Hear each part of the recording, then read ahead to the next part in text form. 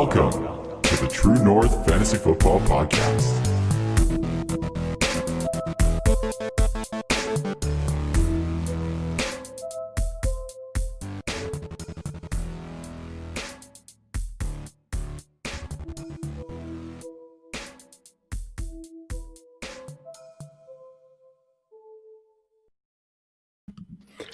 What up, fantasy people? Trav here. You are back with the True North Fantasy Pod.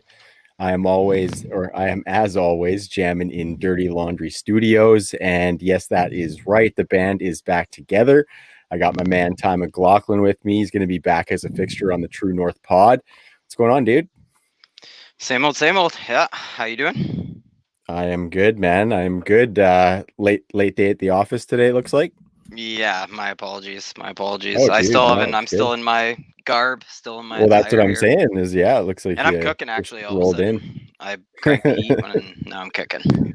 Yeah, your Stanfield and your Toque are doing their job. It's a good Canadian kid. Yeah, nobody knows what you're talking about. No, that's okay. Well, there might be like one or two. You never know. See, we in Canada, we don't call it a beanie unless it's like folded down. There can't be Yeah, a brim. exactly. That's our Canadian distinguisher. Exactly. People If are you wondering. fold it up, that's a toque. And even actually, I call the ones that don't have a folded toque still, but I understand when somebody calls it a beanie, and that's what I think of. So yeah, you're spot on with that one, buddy. Yeah. And I Um, totally just made that up. I think that's just how Canadians, that's not in Yeah. a book, I don't think, anywhere. No, But it's like unwritten, it and should like be. It should be. I probably never had that conversation before, but you and I were totally on the same page with that, so that was perfect. And to our, any American viewers or, listeners, just a big hug to you guys. That's all I have to Mhm. say. Yeah, totally. Much love to all of our friends down south. There's some crazy shit going on down there, but we just hope everybody is safe and sound, and hopefully they pull through that and there's some positive change. But anyway, Ty, I wanted to tell you a little bit of a story. I was telling you in the pre-show that I had a story for you, and it's to do with my daughter. And I was losing my shit before the story, so forgive me if I start cracking up when I'm telling the story. Yeah, you're like, I couldn't hold it together. Thinking about doing it on the pod, I'm like, you can't hold it together right now. Yeah, for sure. So tonight, So as I'm lots of putting pressure. yeah, totally, This better so be the much pressure. funniest story of all time. I know. I better nail this fucking delivery.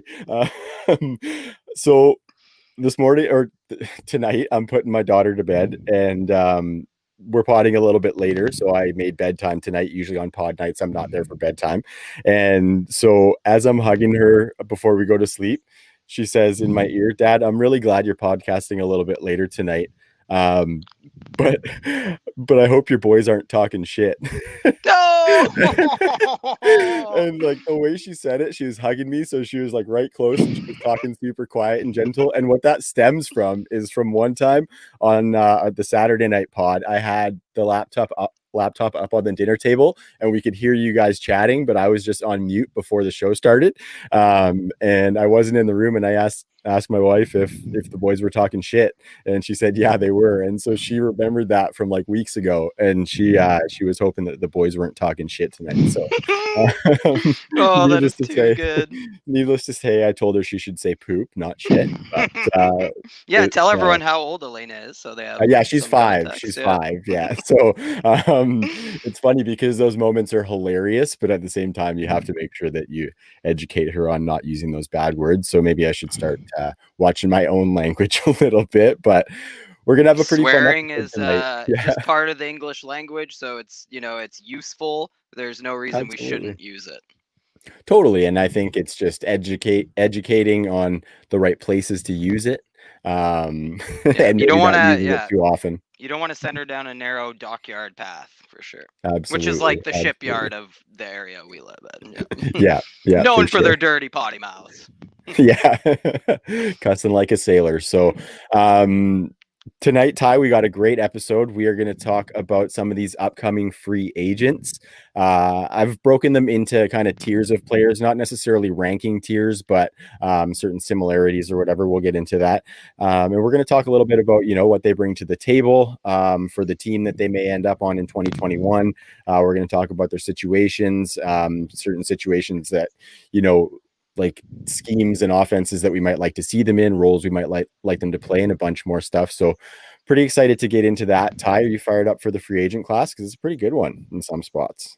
It is an absolutely spectacular class, and that's why I feel sort of guilty. I am somewhat underprepared. We also talked about that before. Like, I'm just not going to be as dialed in as I usually am with some stuff, but I could tell people how to go about it. In my opinion, I think when you're trying to predict landing spots and all that, like what you want to do is obviously identify the teams who have needs at these positions that the player plays, and then basically you're running those teams against the cap and against tendencies from coaches and GMs through their past and their schemes and what makes sense and all that. So I think you can obviously keep your ear to the grindstone, but doing a lot of that analytical diving kind of puts you way ahead of the game, and it lets you absorb those nuggets that you get leading up to free agency they're a lot easier to stomach and distill and all that. So 100% fired up for this class, though. I mean, there is so much subjectivity to this offseason with some of the cap constrictions. We don't even know what the cap is going to be at this point. Obviously, if you look at over the cap, which we use over spot track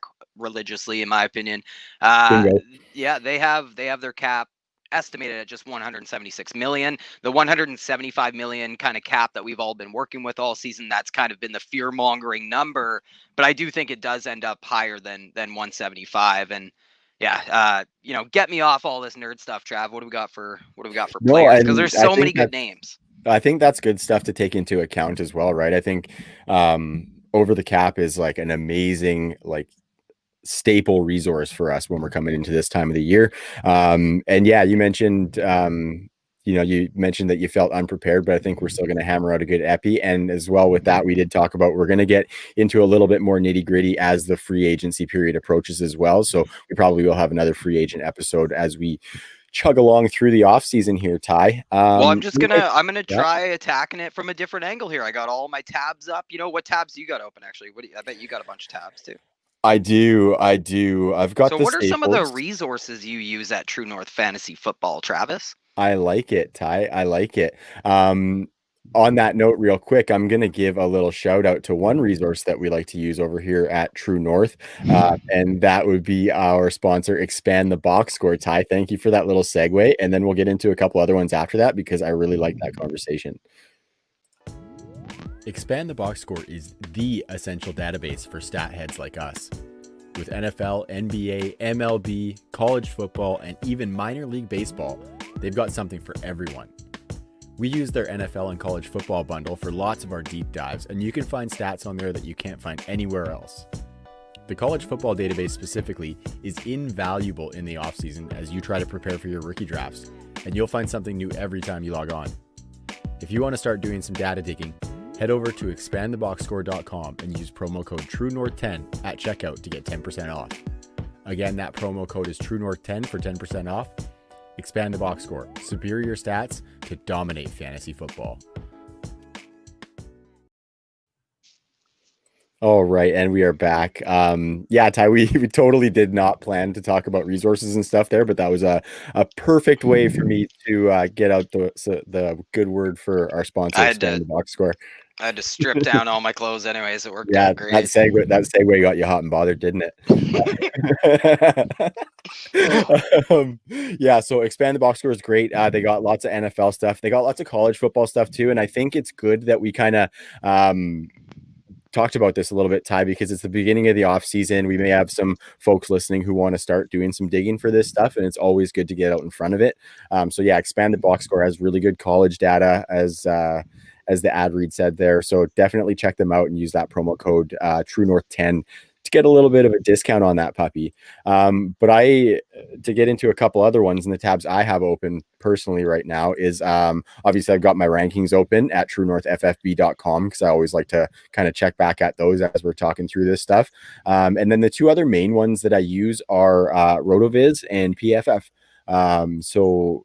Kind of big names in the industry, but honestly, like some of the best tools that you can possibly have. There's three staple tabs that I have for RotoViz open, Ty. You're very familiar, I'm sure. The Player Stat Explorer, the Weekly Stat Explorer, and the Fantasy Points Summary. And those ones are like invaluable. Definitely up their game on mobile as well, which is handy for me when I'm mobbing around upstairs, chilling with the kids, and I want to check something out. So those are some of my favorite. And then just the depth of the stuff that you can get on PFF is great. But I mean, I'm not the True North research demon, Ty. You are the True North research demon. So why don't you tell us a couple that you like to use? Well, I think like that it's a great conversation we're having because I do think as you head into the off season and as you know follow smart people and stuff, you realize that that's what they do as well. Some of these high stakes best earners in fantasy football, like for instance, the guy who just won the football championships, he was on the Fantasy Hustle with Dwayne McFarland and another gentleman. Great podcast, but they just had the guy who won back-to-back years in the 500K football guys championship. So Cool. you like to listen and take away from that. And what we do is just basically set up a skeleton for the off season of what you want to attack. And you do most of your work during the off season and you just build a spectacular baseline that you have to go into the next season with.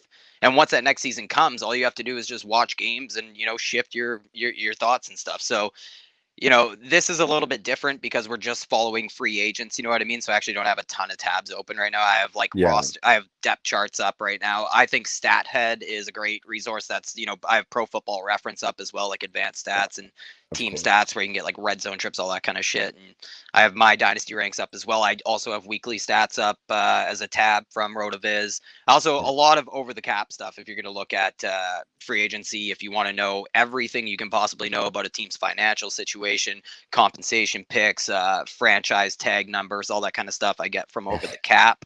So yeah, that's some, and I use Sharp Football exhaustively. I use PFF exhaustively. The end Fantasy Points is a great resource. Like these are all really awesome resources. Bang for your buck. I think RotoViz is the best out there. There's no doubt about it. I think PFF is, the one I have the most fun with. I guess I think it's definitely some things they could be doing better, and for a less price. But I think those are all really really good resources, and I think the other key is to pick a few that you really trust and just dive in and really familiarize yourself with what you can do in these sites, because you can do 4 for 4. You can go on footballguys.com, get a subscription there, and you can do just endless things on all these DLF. These are all subscriptions that I have had or other people have that I just take their passwords. So I feel like we could do an entire podcast doing like a what do you call it when people we could do like a fantasy critic podcast. That's like a niche that someone could carve out in this industry, and this industry needs it. A little bit of accountability, accountability. I would say. Absolutely.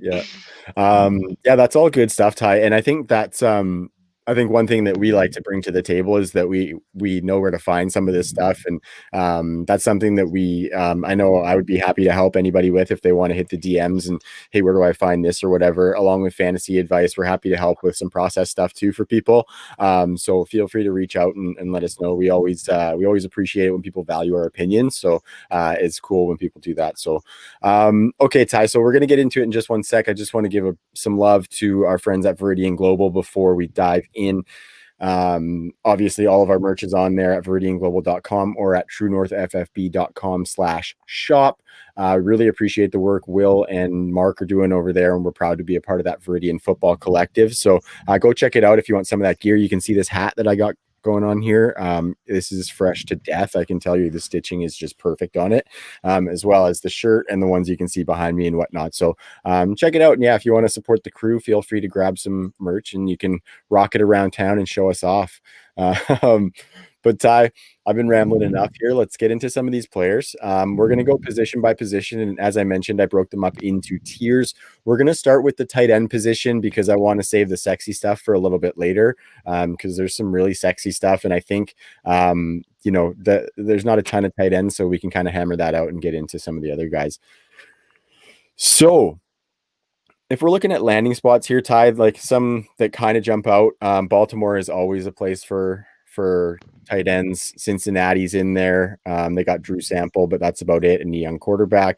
Houston always has some pretty good tight end target share. And you got fooled by Jordan Akins this year, unfortunately, Ty. So maybe they can add somebody who can carve that out. Indianapolis, Jacksonville, Buffalo, the Jets are some of the names there, but I think the first tier is really interesting because there's some youth and there's a couple of maybe guys that are a little bit longer in the tooth. We've got Hunter Henry and Jonnu Smith as kind of the younger two, and then Rob Gronkowski and Jared Cook. And all of these guys have shown pretty decent production. I think, would you say it's pretty safe to say that Gronk and Jared Cook most likely stay where they're at, though? I think Gronk definitely does as Brady does. So, like, if we expect Brady to be back in full force, I'm sure Gronk will be as well. We know he's a little bit younger. We know tight end's a position with longevity. We know some of that flies in the face of what we know about Gronkowski, though. So, I'm not going to anticipate that he has the stretch of games he had after week 5 or so when he started just lighting the fantasy world on fire. Also, stop me if you've heard this one before. I expect tight end to be a little bit better next year. So I think, yeah. So I don't know. All I know about Gronk for sure is that Brady smashed that impression. That was everything I could have hoped for and more. Hearing Brady do a Gronk impression, that was just so funny.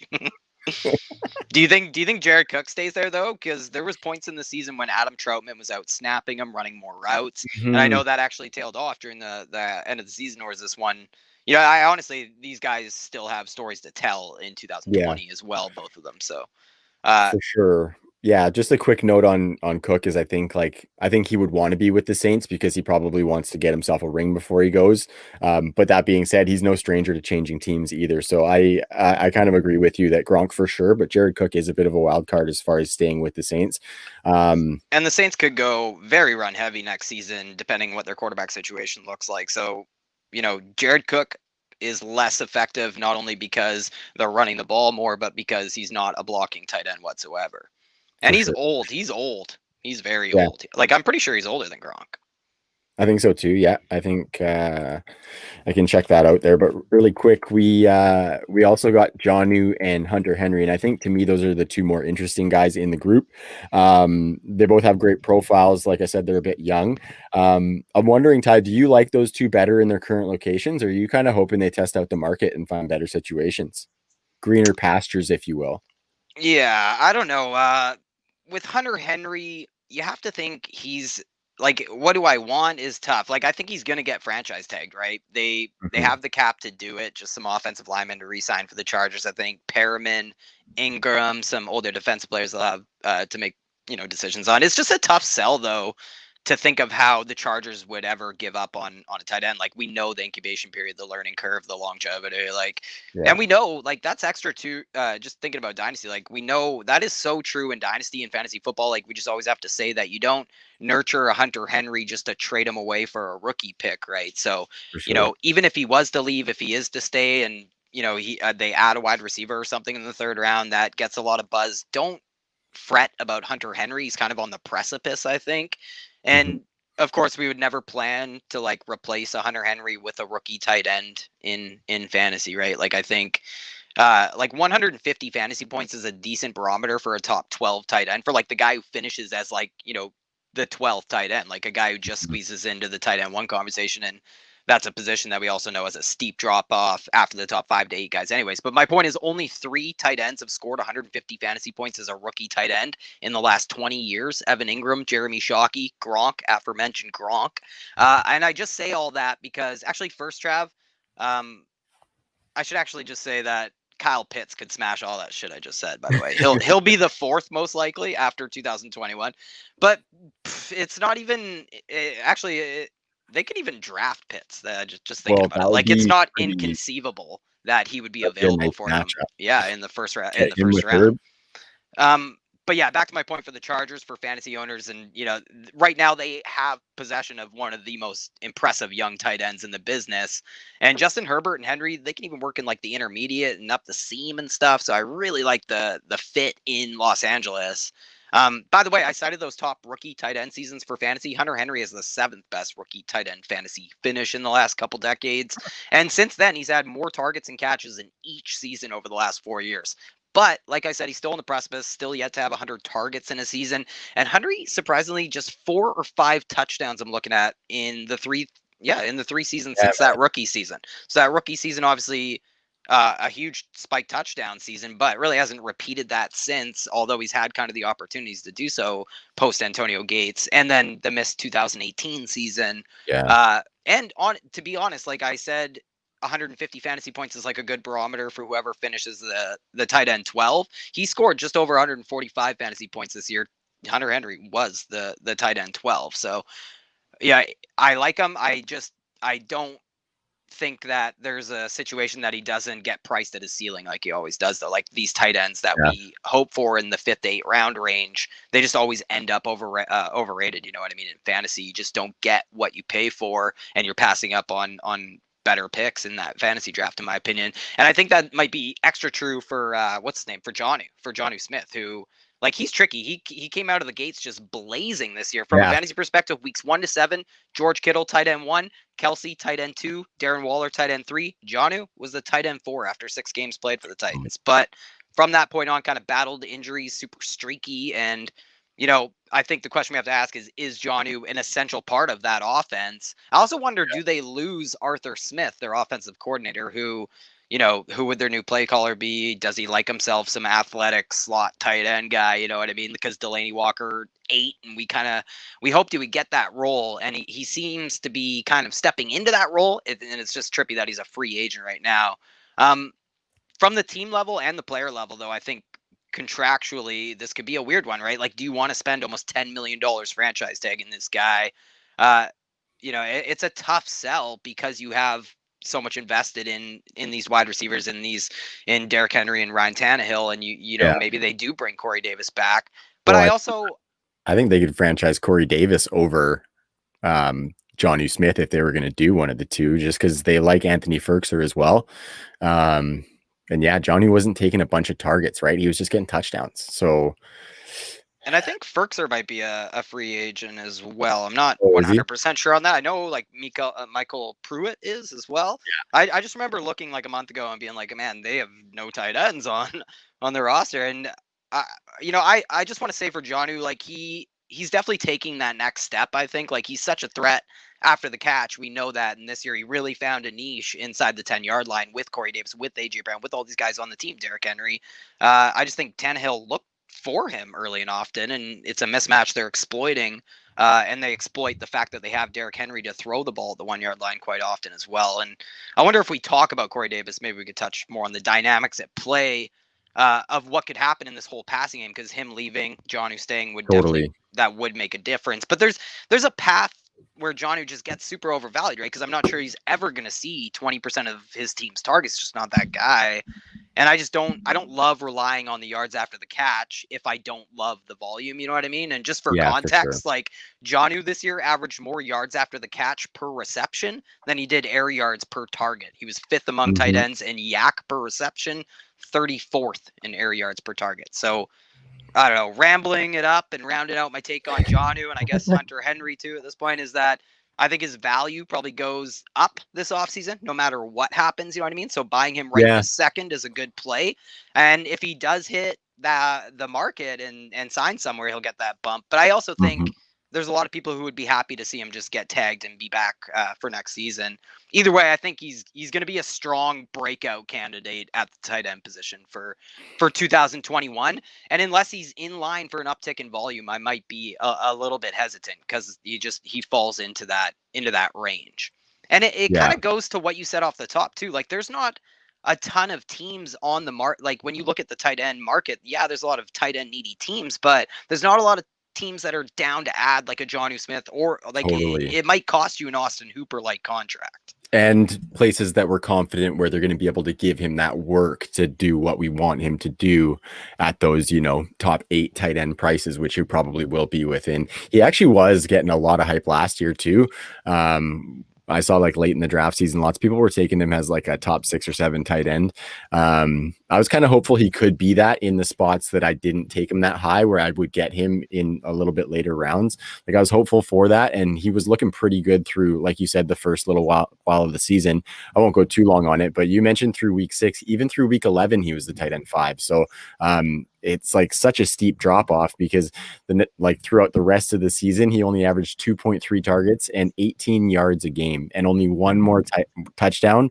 Whereas in the first 11 or first 10 games, I guess, he had 7 touchdowns. So it was a pretty crazy drop off. And yeah, I just kind of hope that he ends up getting the volume, like you said, because I think with his red zone upside and his yards after the catch ability, I think like, I'm not like comparing, but I think since it's like in now for people to do it, maybe he could give us like some baby Waller type stats with the after the catch and the touchdowns and stuff if he gets more volume, right? So I know, you he's you got he's baby not a Gronks and your baby dissimilar Kittles. player.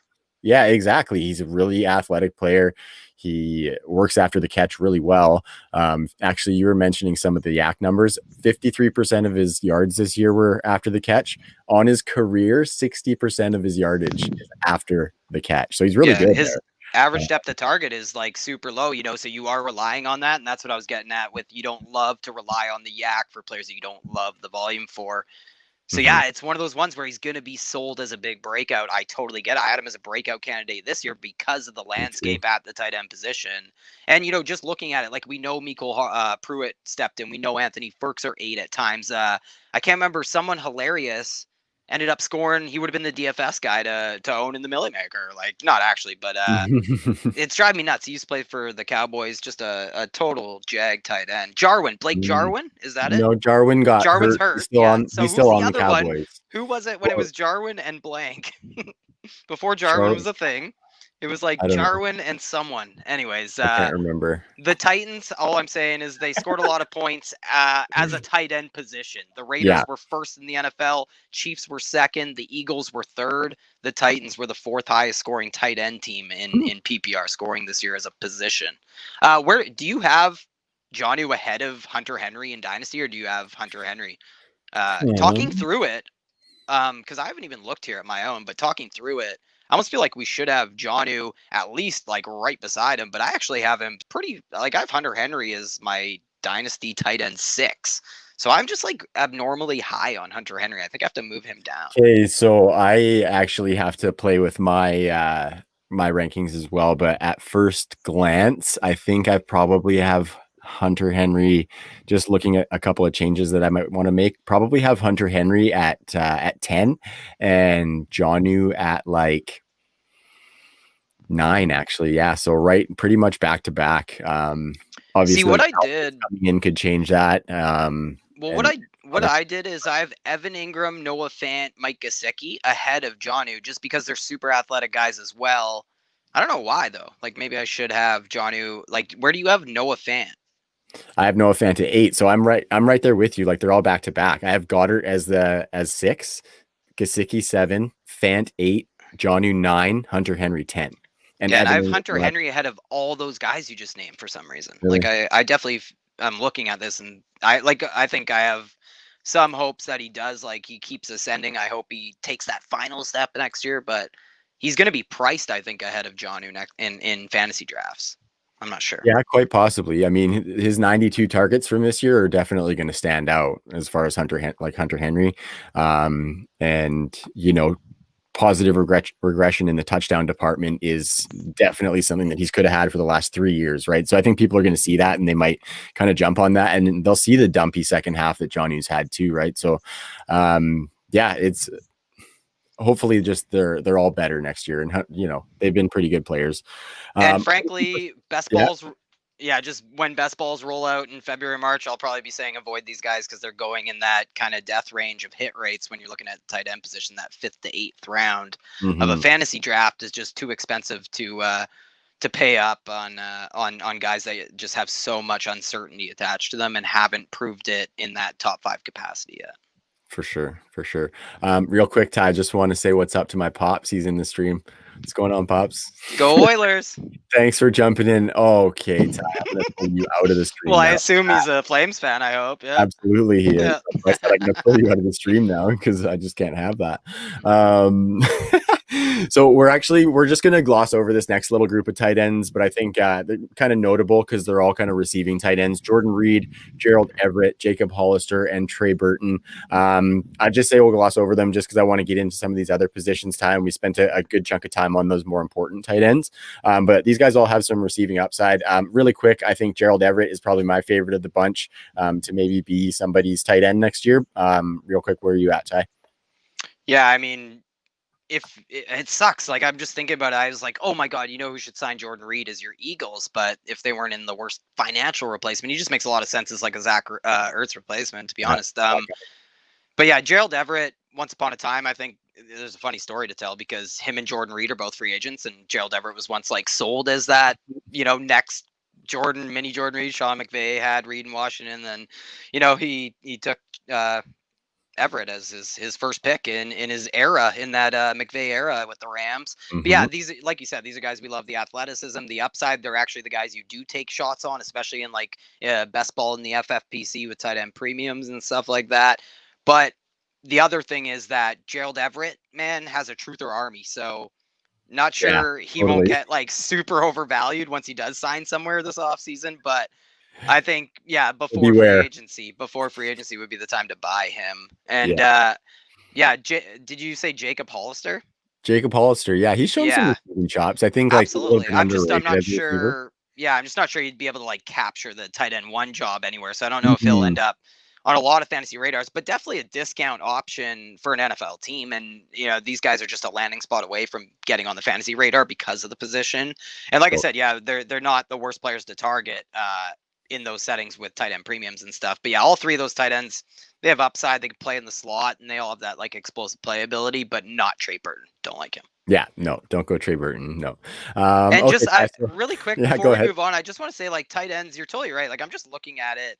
They're all like, yeah, they could add a tight end, but there's just not a lot of teams that jump out to me. Like Jacksonville is the one because they likely have the most cap space entering the offseason. Minnesota would be telling, actually, just looking at them, because Kyle Yeah, Rudolph, Gary Kubiak is retiring. We should touch on some of that stuff. What direction does that team go in heading forward? Like, it'll be interesting if they sign a name at the tight end position, it'll signal to us that they do want to still run a ton of two tight end sets. And yeah, that'll interest me. Indianapolis, tons of cap, that's losing probably Trey my Burton. favorite. Yeah. That's So I probably my think favorite Indy. so, and especially if Phillip Rivers also Yeah, true that. returns. Yeah.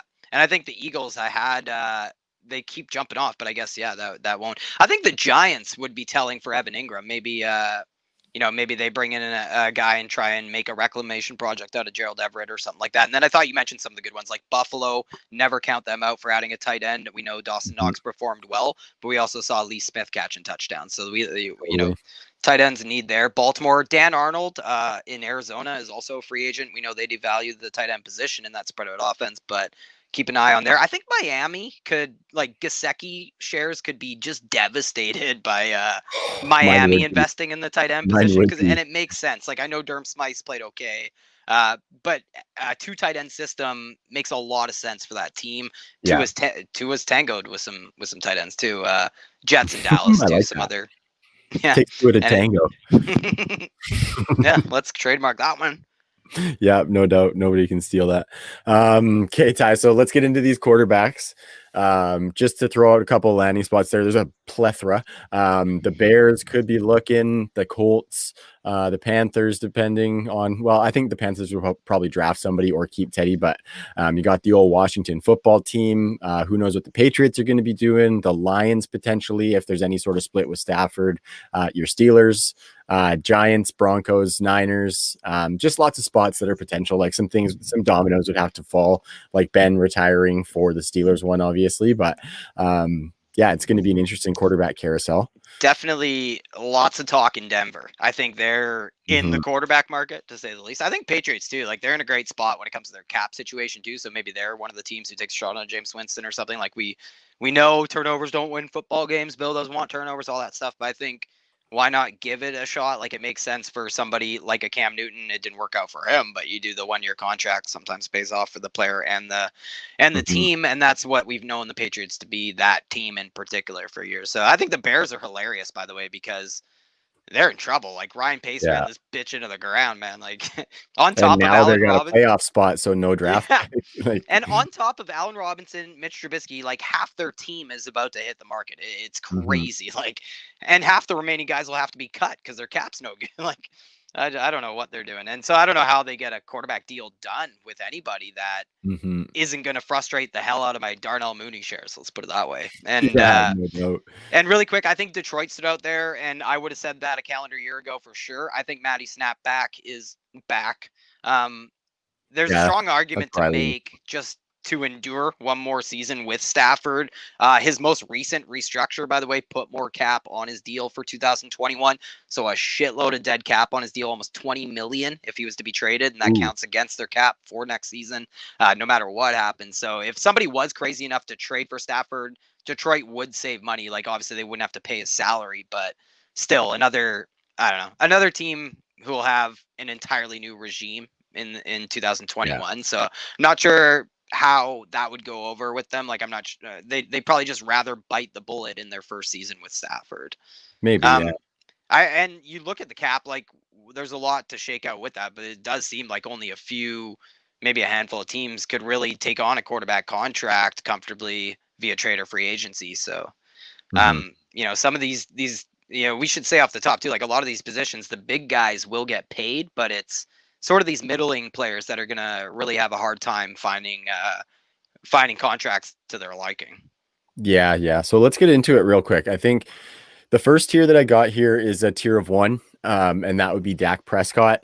Obviously, there's a bunch of question about whether he's going to re-sign in Dallas. Brutal that he had that knee or that injury this year where he wasn't able to play it out for that contract. But what are you saying about that contract situation? Like, do you think he gets it done and stays in Dallas, or do you think it might get ugly? Yeah. I think he'll be back. I think Dallas has just put themselves in a shit spot. Like what's new? The problem is they're gonna have to back up the truck for him no matter what. Like it's pretty much a blank check for Dak. It's just gonna be at what point does Jerry Jones fold? You know what I mean? And we saw it took until week 2 with Zeke last year. Like he was Emmitt fucking Smith, but I think they'll not want to go that route this time. No. I'll put it this way: if Troy Aikman held out instead of Emmitt Smith back in the day, they would have paid Troy more than he's making right now next to Buck. Yeah, that's a good call. I'm in that camp too, that I think he gets back. I think I think Dallas obviously needs him based on how they perform this year. And I think Dak is great in Dallas as well. And I think he probably likes being there. He's got a good complement of weapons. So I think they'll probably end up working something out. So with that being said, Ty, would you say that would you put him up in your top 5 of dynasty quarterbacks if he comes back on a long-term deal with Dallas and those weapons, or would that be a little bit steep for you? I don't know, because I'll put it this way, he definitely takes a hit if he leaves, right? Like you have Mahomes, you have Kyler, who are just way ahead of Dak no matter where he plays. But you have Lamar, you have Josh Allen, you have Deshaun Watson, Russ Wilson, Justin Herbert, Joe Burrow, Aaron Rodgers. You have all these guys. So if Dak was to leave that array of weapons and Kellen Moore, we haven't seen a connection form with a quarterback and coordinator calling plays like that in a long time. I really liked what we saw there. It was McVay and Goff, but better because they're throwing deep. But it would just be easy for people to make arguments for a lot of quarterbacks over Dak, especially in a dynasty startup setting, thinking about Herbert and Burrow and stuff. So I think if he leaves, it's definitely going to be easy for me to literally drop him down to quarterback 8 or 9 if I wanted to. Yeah. But if he stays, I'm getting, it's just a perfect marriage. And all the arguments I think this offseason will be about Zeke and Tony P. You know what I mean? What's the backfield going to look like? Really, so long as Dak is the quarterback there, the Cowboys are going to be super pass heavy, in my opinion. Yeah. I think. And we like it. Yeah. And is that defense getting much better this offseason? I don't think so. And I think he probably. He's literally my quarterback 4, 5, or 6, somewhere in that range, right? You ask if he's a top 5 quarterback, he's literally in that second tier of quarterbacks for me, just like he was entering the season. Assuming Dak is in Dallas, would you want him or Lamar in Dynasty? Because obviously heading into the season, ironically, it would have been easy for most people to say Lamar. And, Lamar played all year, Dak did not. And I think he might have still passed Lamar if he's back in Dallas. Totally. And I think that's like a really good question to ask. I think right now I would probably put Lamar like a hair ahead, but that's definitely subject to change. And, Dak finishes the quarterback 31 with only 5 games played this year. So that is pretty insane. Obviously, he was having a stellar year before he went down with the injury, but I think that's pretty well put on Dak. He's going to be right on that top 5 cusp, is what we're saying, as a dynasty quarterback if he signs. So if you can go pick him up, I probably would put some feelers out there, even in Superflex. If you've got a plethora of running backs and you can spare one, see if you can go pick up a Dak with somebody maybe uncertain who has a couple extra quarterbacks. I would definitely go and do that, because the return could just be huge, especially for a Superflex roster. Would you do a straight up deal? Like, would you try and do 1-for-1 deals for quarterbacks in a Superflex? Like, would you try trading Russell Wilson for Dak? Or is that selling low? I might try and do that. I think I don't think you're selling low with that. Like, you're taking a risk on Dak going back to Dallas. This is all under the umbrella of Dak being back in Dallas, right? So, I think I might do that for Russell Wilson. 1-for-1s are a little bit weird. Like, I don't think I would do like necessarily like a Deshaun Watson for him, but with Russ, being around for a little bit longer than those guys, I might entertain that there. But 1-for-1s are always a little bit tricky to decipher and figure out what you want to do. I think Deshaun might be somebody that I'm like really high on in 2021. I was really high on him.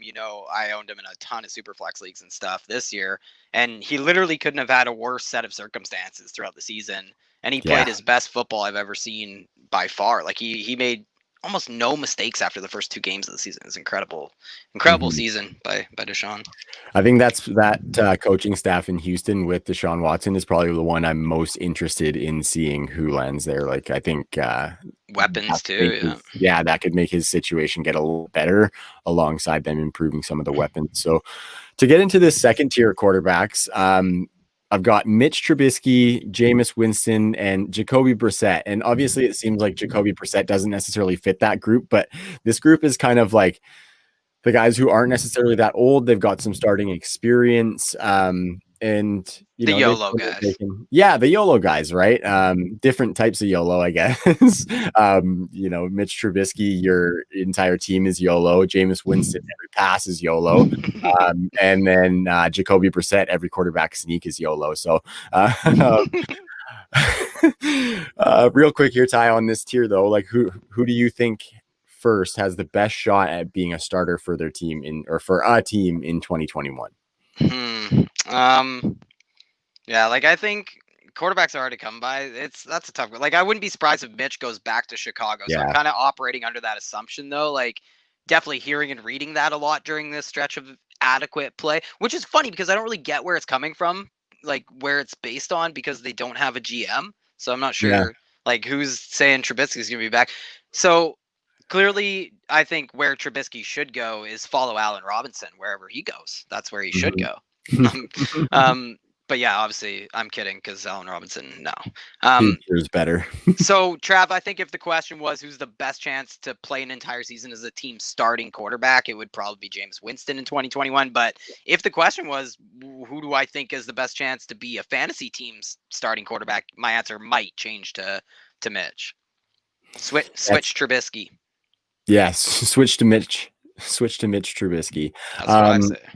I think that's a really good evaluation, because Trubisky just kind of has that built-in Chicago Bears, he's been there for a while thing, whereas Jameis only has that 1 year with the Saints, so people haven't really seen him play much football since Tampa. And I can't remember what the numbers were, but somebody on Twitter put out a tweet that laid out a bunch of numbers where it seemed like it made like the most sense for the Bears to bring back Trubisky, because like you said, they can't really go to the market. They're just in big trouble for it. And I think he's probably going to be had at a reasonable price for them. So, but anyway, I'm kind of operating under that assumption as well. And Mitch Trubisky brings a little bit of rushing that Jameis Winston doesn't bring to the table necessarily. But Jameis obviously brings, a former 5,000 yard passer. So I personally hope it's Jameis. I was just in the chat with our buddy Devin. He goes by Devin B44 on Twitter. He mentioned Stafford to the Colts Stafford to the Colts, and he said he liked Jameis as well. And I said I think I like Jameis to Denver. Jameis with KJ Hamler would be nice. Jameis with Jerry Jeudy would be nice, and Cortland Sutton as well. So Tim I think Patrick can go fuck himself. Well, he doesn't have to go fuck himself, but I think with the talent of the other three, he can, maybe like go over the not be the highest scoring or something. Yeah, just not be the highest scoring fantasy guy. Yeah, exactly. He is an RFA too, by the way. Yeah, totally. So, I think Jameis brings quite a bit to the table, like you said, and he's kind of my favorite bet to be a starter in 2021. And Jacoby Brissett, I don't think he's really going to get that shot. I just kind of threw him in there as a courtesy because I like him. clearly, since we're so high on, like, we're so sure of ourselves with Trubisky and Jameis, clearly what's going to happen is Brissett goes to New England and they win a Super Bowl with Jacoby Brissett, who they drafted. That's a good call, though. That's a good call. Well, it makes a ton of sense. I think we'll hear that. Yeah, I think we'll start hearing that one quite a bit leading up to free agency. The funny thing is, New England's one of the few teams in the entire NFL that can afford to take a swing on a Jameis Winston or a Mitch Trubisky, and both those quarterbacks might be the type of guys who are willing to take a 1-year contract to prove it. Yeah, for sure. Or it might be especially in what their agent suggests, and they do. Yeah, especially in a quality organization like that where they think they can win too, right? Okay, Ty. So the third tier of quarterbacks. These are kind of the old guys, the grizzled vets, if you will. We got Cam Newton. We got old T-Rex throwing motion himself, Phillip Rivers. We got the Red Rifle, Andy Dalton, and the poor bastard, Tyrod Taylor. So obviously, yeah, I say that because Tyrod got a shitty deal this year with that doctor botching whatever that needle he was supposed to give him. But anyway, yeah, these guys were all slated to be starters at the beginning of or aside from Dalton, were all slated to be starters. And then along with that, Dalton started most of the year for Dallas. I think for me, Cam probably has the most fantasy upside of the three. But what do you think, Ty? Do you think Cam has any real upside anymore? Like, no, do you really care about Cam in fantasy? No, I've always, like, the guy's thrown 4,000 yards just once in his entire career. I've fought a lot against him.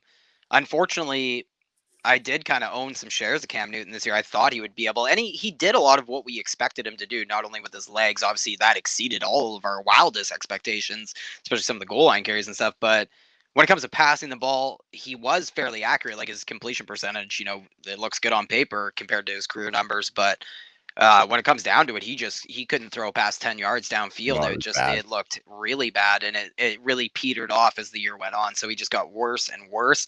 Now, I will say that I am going to be I'm not going to be running to dismiss guys that I've seen perform at high levels in this particular season. He's another player who did deal with COVID, with a positive COVID test. So, we'll also get a lot more information on the virus itself, this novel virus, and how it affects people long term and how it affects people's, energy levels and things like that. So I think there's a lot that I'll hold and reserve my thoughts to see what Cam Newton costs in a fantasy draft and where he goes. Sure. So I don't disagree with the fact that he might have the most success, but we can't escape the fact that his arm just looked like a noodle. Speaking of which, Phillip Rivers, I fully expect to be back in Indianapolis, and he will again be the last quarterback I would ever draft in a fantasy football draft. I'm not sure if he had a 25 fantasy point game this year, but it would just be another season that he again failed to have a spiked week for fantasy football. Andy Dalton, I think, probably ends up backing up Dak Prescott in Dallas. I think he probably takes a discount and stays at home. Tyrod Taylor, by process of elimination, might be the guy I think has the most upside of this group. Nice. And it's for no other reason than because I think he has a 5% chance to be a top 5-10 quarterback or whatever. And I think Cam Newton might have a 6% chance. You know what I mean? And Phillip Rivers has a 0% chance because it's just I promise. Yeah. Yeah. Andy, I just don't think anyone's going to take a shot on Andy, despite what we saw. Like, maybe somebody who drafts quarterback early, maybe they do entertain the idea of letting Andy Dalton be the Tyrod Taylor. You know what I mean? So yeah, I fully expect that to be Tyrod Taylor because he's so damn good at playing a few games and then letting a rookie sensation quarterback come in and take his job. So it's kind of his thing. It's kind of his thing. Exactly. So, I don't think he's ever played 16 games, Tyrod, poor bastard. After all that slander too, Ty, Phillip Rivers has one game over 25 fantasy points This season? year. Yeah, against Cincinnati, he had Wow. So I wonder. 28.4. I don't have time to look at it, but It he was had just PPR, so he must have had 6 receptions or something. well, he just had a ridiculously long streak before he snapped it this season. I thought he might have. That's why I Right. asked, because Yeah. I was tweeting it out like once in a while because it was just like in the 40s of how many games in a row he had gone without That having a is spiked week for pretty fantasy owners. ugly. That is Yeah. pretty ugly. And for that reason, we should move on to these running backs, Ty, because I think that's what we want to get into is the running backs and the wide receivers. Obviously, these are the positions that, in my eyes, kind of take fantasy teams to the next level. Obviously, in Superflex, getting those young quarterbacks does too. But we love us some running backs over here at True North Fantasy Football. And landing spots for running backs are a little bit funny to kind of decipher because all of these teams are using multiple running backs. So there's going to be a lot of moving and shaking, some guys landing in spots we didn't necessarily expect. But some that kind of pop out to me are the Steelers, the Niners, maybe the Cardinals, maybe the Falcons. Those are a few offenses that stand out to me. But obviously, Ty, if you have some other landing spots you like for running backs, feel free to toss them out there for sure. Well, I'm just looking right now. Like Atlanta is a 100% team that we know will have a new starting running back. You know what I mean? Like Ito Smith, I don't think we expect to carry the load. Todd Gurley, Brian Hill, both free agents. Kenyon Drake, free agent. So I don't think we're expecting a Chase Edmonds, Benjamin backfield in Arizona. So if Drake walks, which I do expect him to do, like I don't think they're going to work out a great deal there. And Drake just seems kind of like a blockhead, if you will. Yeah, like he's gonna get 10 million out there. And don't you remember that like week 1 when he's like, I'm not traveling with you guys if you're not starting me in Miami? And then Yeah.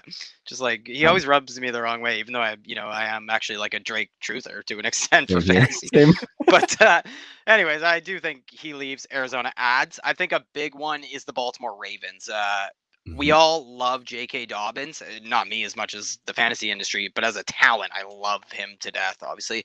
But I think his situation can get even muddier by them adding somebody. Gus Edwards, maybe they just bring him back and they do He's run an just RFA. yeah. So maybe they do bring him back and it's just Dobbins and Justice Hill, but that would be a spot to watch for sure. Who else?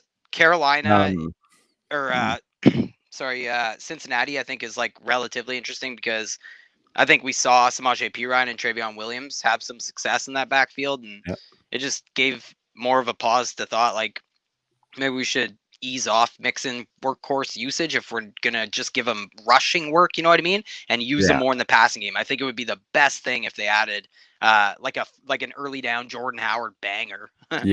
Yeah, good call. Good call. Because I think he's effective as a pass catcher Mixon for sure. So I like that. We don't know what the coaching regime is going to be, but the Jets too might should 100%, add for sure. And Denver, and if they get a what do you think nice looking offense with Justin Fields, you might like that Jets backfield actually with a rushing quarterback if they go Justin Fields. Denver potentially. We're buying all Jets going into the offseason. Yeah. So as far as Denver is concerned, I think they probably will too because Philip Lindsay is also a restricted free agent. I'm not sure how high they're going to want to tender him necessarily. So I think that'll be an interesting one to watch. So if he leaves, then I think they'll definitely add. I could see them potentially going back in with a Lindsay and a Melvin Gordon combo next year, but that you never know. They ran a lot. They ran quite a bit. And Melvin Gordon was effective in spots this year. So that's a good spot. I don't know this, but if Lindsay, like, I wonder if he made a Pro Bowl on the first ballot. Because there is really, like, I didn't get into any of it because it's so nerdy, but there's like 3 levels of what happens with these tenders, right? So if somebody's a restricted free agent, you have to tender them, right? So if they're a first round pick, that tender costs you about $5 million. If they were a second round pick, costs you about $3.5 million. If they were a third round pick to tender that player, I think you tender him at the pick value. So I think they'll tender a guy with a first round pick. Yeah. So that if the a team wants him, they have to give it. Okay. Yeah. Cool. But I just wanted to say that you can earn these levels as well. Okay. Yeah. So if a player, you can earn level 3, which is like a third round tender that is automatically applied or whatever. If a player is almost selected like an incentive in a contract. Exactly. And that happens if they're selected to a Pro Bowl in any of their first 3 seasons and stuff. And it also raises the base salary to the amount of a second round RFA. So it would be an extra wrinkle as to, because, I don't think they're tied at the hip to Philip Lindsay, which is ironic for a homegrown guy born and raised there that you picked off the free agency wire out of thin air. And we know he's an effective runner. He's not a great receiver, but he is a very effective runner. So yeah, I think that's an interesting. I think Green Bay would also be super interesting because we know Jamal Williams and Aaron Jones have contractual issues right now. So for I think sure. that one's one to follow as well. Houston, So, new coaching staff. They can't go in with double DJs. yeah, that one's gonna be interesting to see shake out as well, because we could get one, maybe both of those guys on the market as well. But you mentioned him. There's a tier of one at the top of this running back free agent class, and it is your boy, Ty. You are the biggest Aaron Jones truther I know. You've been on him since before anyone I know. That's for damn sure. He's been a staple. I took him in that ESPN startup. That one. He's been a staple on that team that you and I are bitter rivals in that league. We're pretty much almost playing for a title every year, along with Drew. But anyway, yeah. So Aaron Jones, he deserves his contract. I think it's safe to say that. The franchise tag would be a little bit over 10 mil. But currently the Packers are projected at about 21 million over the cap for 2021. So obviously they got some work to do there. Are they actually going to let him walk, or does this get done, Ty? Yeah, I've been saying that I do think it gets done. I think maybe having AJ Dillon is a little bit of leverage for the team because it is such a perfect marriage scenario. But I wouldn't mind seeing one of the most efficient running backs, one of the most shifty running backs, one of the best running backs in all of football in the receiving game detach from this offense so he can prove to everybody that he does deserve that long-term contract, that, because he's put up comparable stats. Like over the last 3 seasons, if you combine all the last 3 seasons in PPR points per game, Aaron Jones is the running back 6. Christian McCaffrey, Alvin Kamara, Dalvin Cook, Derrick Henry, Saquon Barkley, Aaron Jones, Ezekiel Elliott. So he's elite, is what you're saying. Yeah. He is elite. If you combine it, if you do it each year, any way you do it, touchdown rate, efficiency, big plays, yards per touch, the guy's elite. Goal line work, red zone work is amazing too. He puts up production like an elite running back, but he's also efficient like Alvin Kamara or Austin Eckler. Like he has fantasy points per touch numbers comparable to those guys at the top. Like he just leads in every advanced metric that you can look at besides like yards after contact and stuff like that a few other guys have strangleholds on. And I think the biggest thing in his perception is maybe not like the Saquon tier of players or whatever. The big perception is worries about the team's commitment to him. So push is coming to shove this year, right? And we're going to see just how committed they are to having Aaron Jones. I think like it would be silly for them to let him walk, especially with a little bit of a Super Bowl window opening with Aaron Rodgers playing so well right now. And they got a pretty good defense.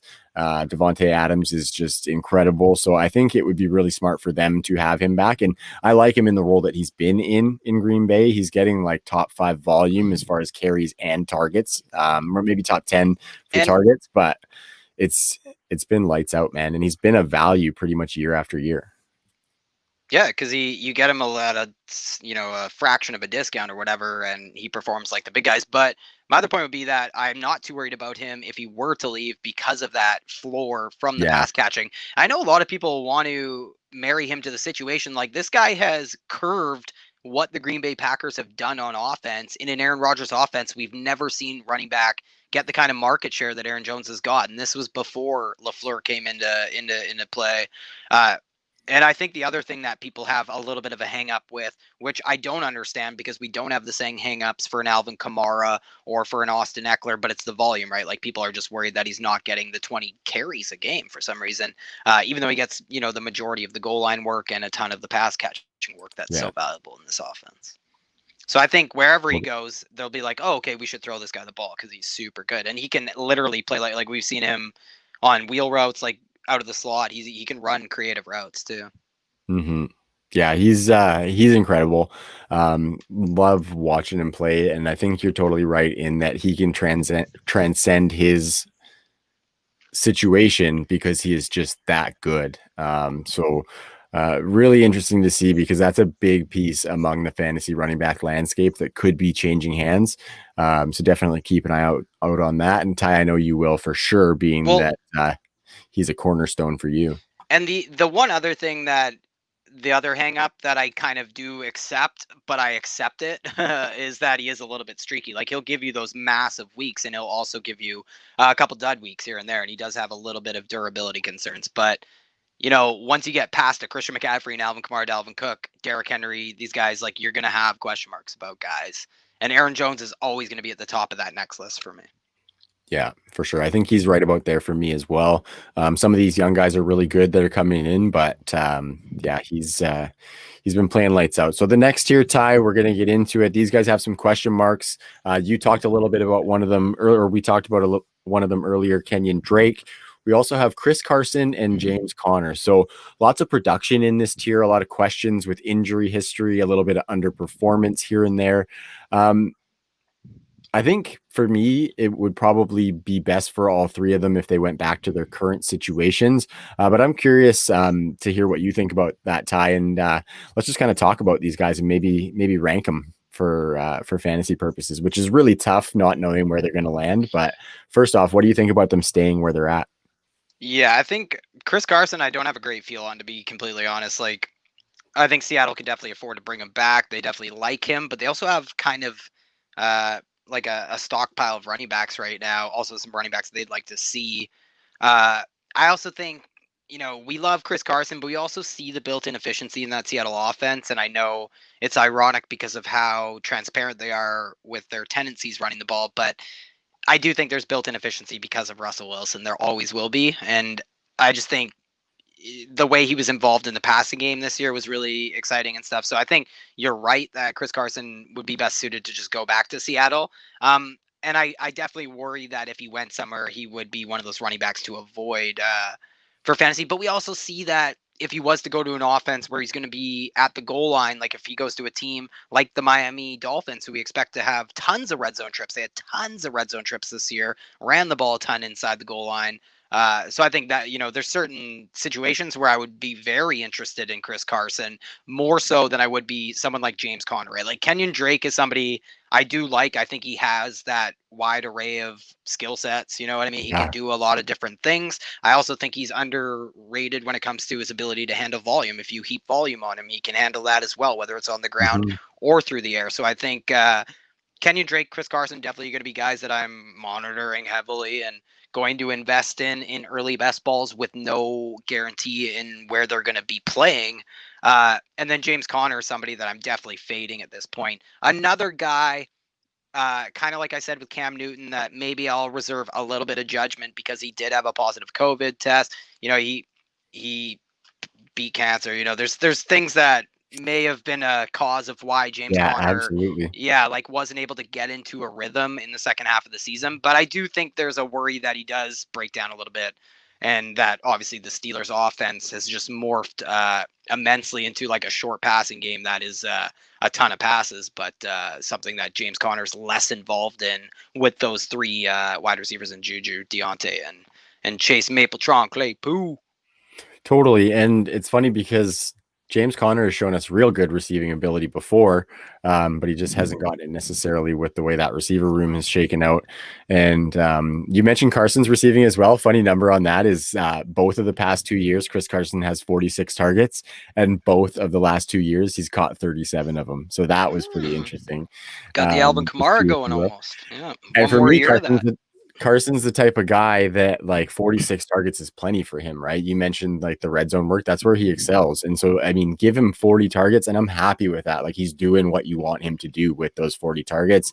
And I think of a place like Atlanta would be kind of nice because I think at this point, he's probably a little bit more effective than Todd Gurley when he's healthy. So Atlanta would be kind of an interesting place for Chris Carson if they can have a good offense and make those red zone trips. Conner, I think just to touch on him one more time is I just don't think that somebody's going to give him the work, right? I think Drake and Carson, much like you said, Ty, are the guys who somebody would give it to. And I think Drake is probably my favorite. I think his season this year was kind of dogged on, and for good reason, because it wasn't very efficient, but he still finished as a top 15 running back. He was the bang on running back 15, and he got 10 touchdowns as well. So he, for a smaller guy, he does some pretty good work in that red zone and near the goal line to get the touchdowns. And I think that's saying something too in a offense that has Kyler Murray running the ball so much that he got almost 240 carries. So I like he's the reason Kyler's rushing touchdowns fell off a cliff, right? He came back from injury and assumed the goal line role completely. It was crazy. Well, and I think he got completely like overshadowed by Chase Edmonds in the receiving game as well. Chase Edmonds had like I think he was the 6th most targeted running back, and Kenyon Drake only got 31, I think, on the season. So, but I'd be interested to see what that split was once he came back from injury, because Drake, that was what was really interesting to me, is that we all said, is it Chase Edmonds over Drake at this point? And that was kind of the word on the street. It was squashed pretty quick by Kenny Drake. Yeah, and he was even seeing a comparable amount of targets, because we kind of missed a little bit on the running back market share in a Cliff Kingsbury offense. I think we're accepting that it might not exceed that 20% mark that we're kind of chasing in a fantasy running backs team. So yeah, I think you're definitely right though, that we want Kenyon Drake back in that Arizona situation for sure. Yeah, that's where I would prefer him to be. But I think he does have the profile of a player who could be effective on less touches if he's in a good offense. So I'm with you. I think you can probably buy him a little bit low right now, just based on the perception of his season in 2020. Okay, Ty, we're flying here, buddy. We're getting through lots of players. I don't know the exact count of players, but on the spot last week, we went through 34 players. And after the show, I'll do a count and see if maybe we beat our personal record. Because this next tier is a good one. This next tier, I got 5 players in. Some guys here, they've shown some big potential in shared roles. We've seen some really good work from these guys. We got Mike Davis. He obviously had a phenomenal year filling in for Christian McCaffrey after the injury. Get him up a tier. Yeah, well, we actually had some pretty good conversation, I believe, on the spot on last Saturday night about Mike Davis. And I think definitely I would encourage anybody, hopefully if you're watching on YouTube, you've subscribed to the channel.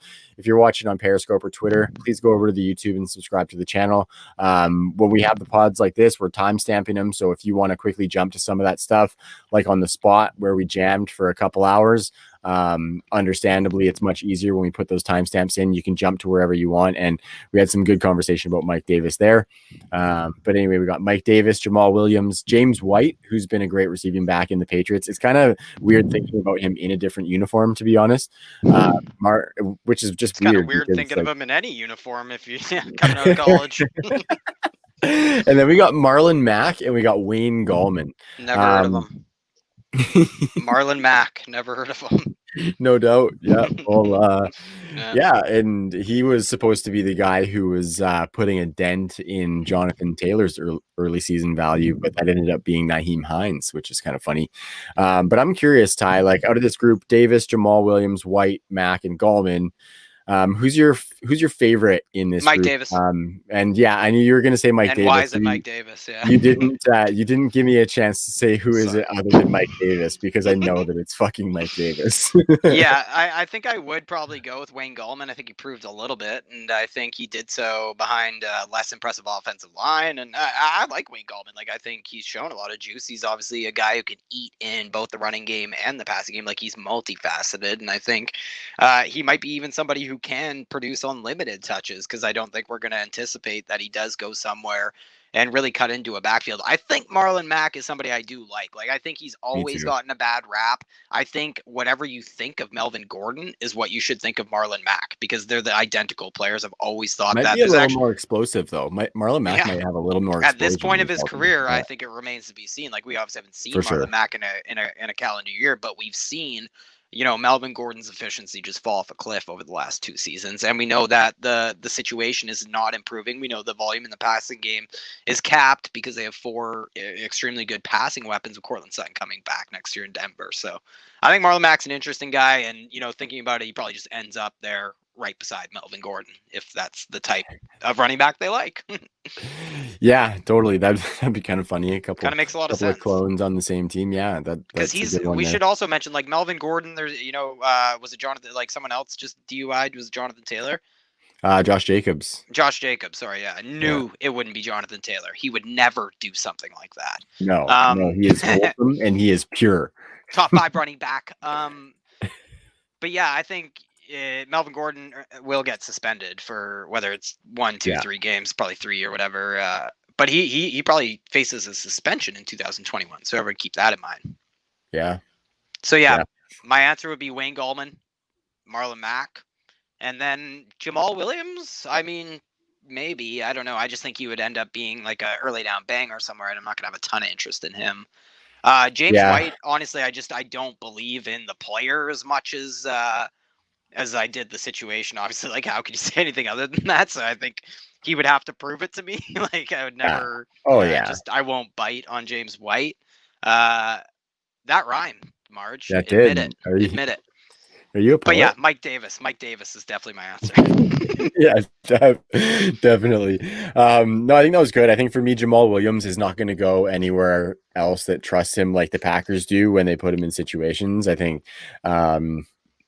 he doesn't. If he's with the Packers, I could see him being like a throw-in on a trade, and I would definitely pick him up because, like I said, they've shown that they trust him as a pass catcher and as a runner, but I'm not sure that any other team's going to do that. So I feel the same way as you on James White. Marlon Mack is still pretty young.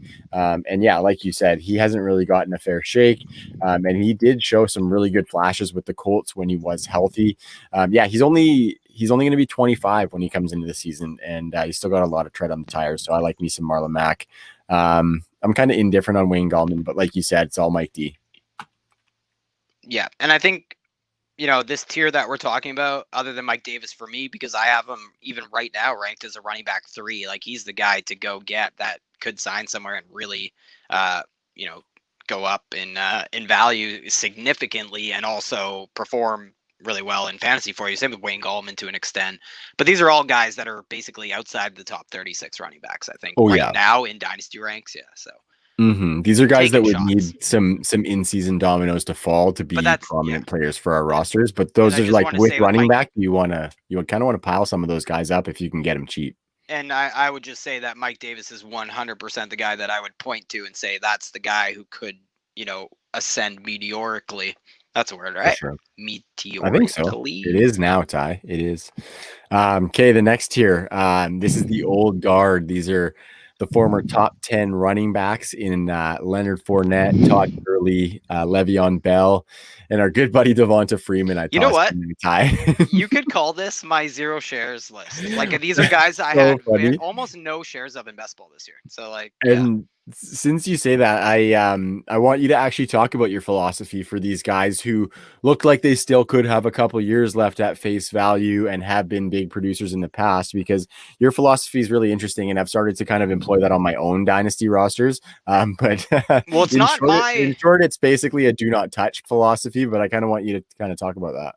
Well, if you're talking about like the running back dead zone that I talk a lot about, it's not my idea by any means. There's definitely a lot of other people out there at RotoViz and Sean Siegel, obviously famous 0 RB guy, has written lots about this and stuff too. Jack Miller at RotoViz. A lot of people have written about this idea. But basically, all you have to do is dig into the hit rates and find out how catastrophic running backs perform that are drafted in rounds 3 to 6 in fantasy drafts. They're about running backs 15 to 30 in rankings. And what's really shocking about this group is that they actually hit, like, say, top 12 rates, 150 PPR points. All their hit rates are very comparable to running backs that are drafted rounds later. It's really interesting. So they're basically getting drafted not in the top 3 rounds for a reason, despite the fact that they're a starting running back for an NFL team. And the reasons are pretty apparent for the most part. And it's because they're deteriorating. It's because we've seen the best years of that player already. So basically, my whole philosophy is they could perform as good backs because volume is king and all that, but they're just some of the worst bets in a fantasy football draft year after year after year. And I think it's interesting because I touched on that with tight ends, and it's really those two pockets of the draft that are little rules. You hear wait on quarterback and all that. Some of the best advice is to avoid the running backs in the dead zone, rounds 3 to 6, running backs, 16 to 30 or so.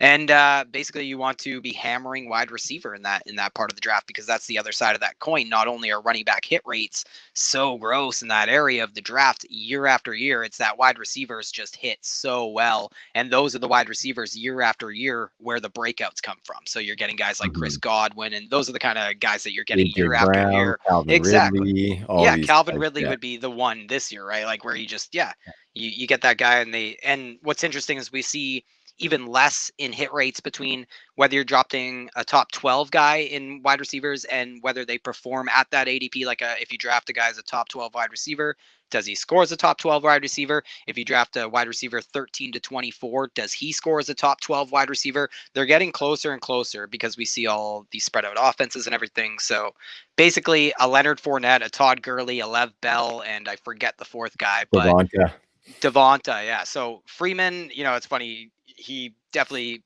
some hot air coming out of him last offseason. So these are guys I'll have 0 shares of again this year. And I think someone like Le'Veon Bell, he'll really have to have an extremely good playoff run to not think of him as a jag at this point. Leonard Fournette might have a little bit of juice and definitely has a role in an offense as an early down banger. I don't think that's Tampa Bay, though.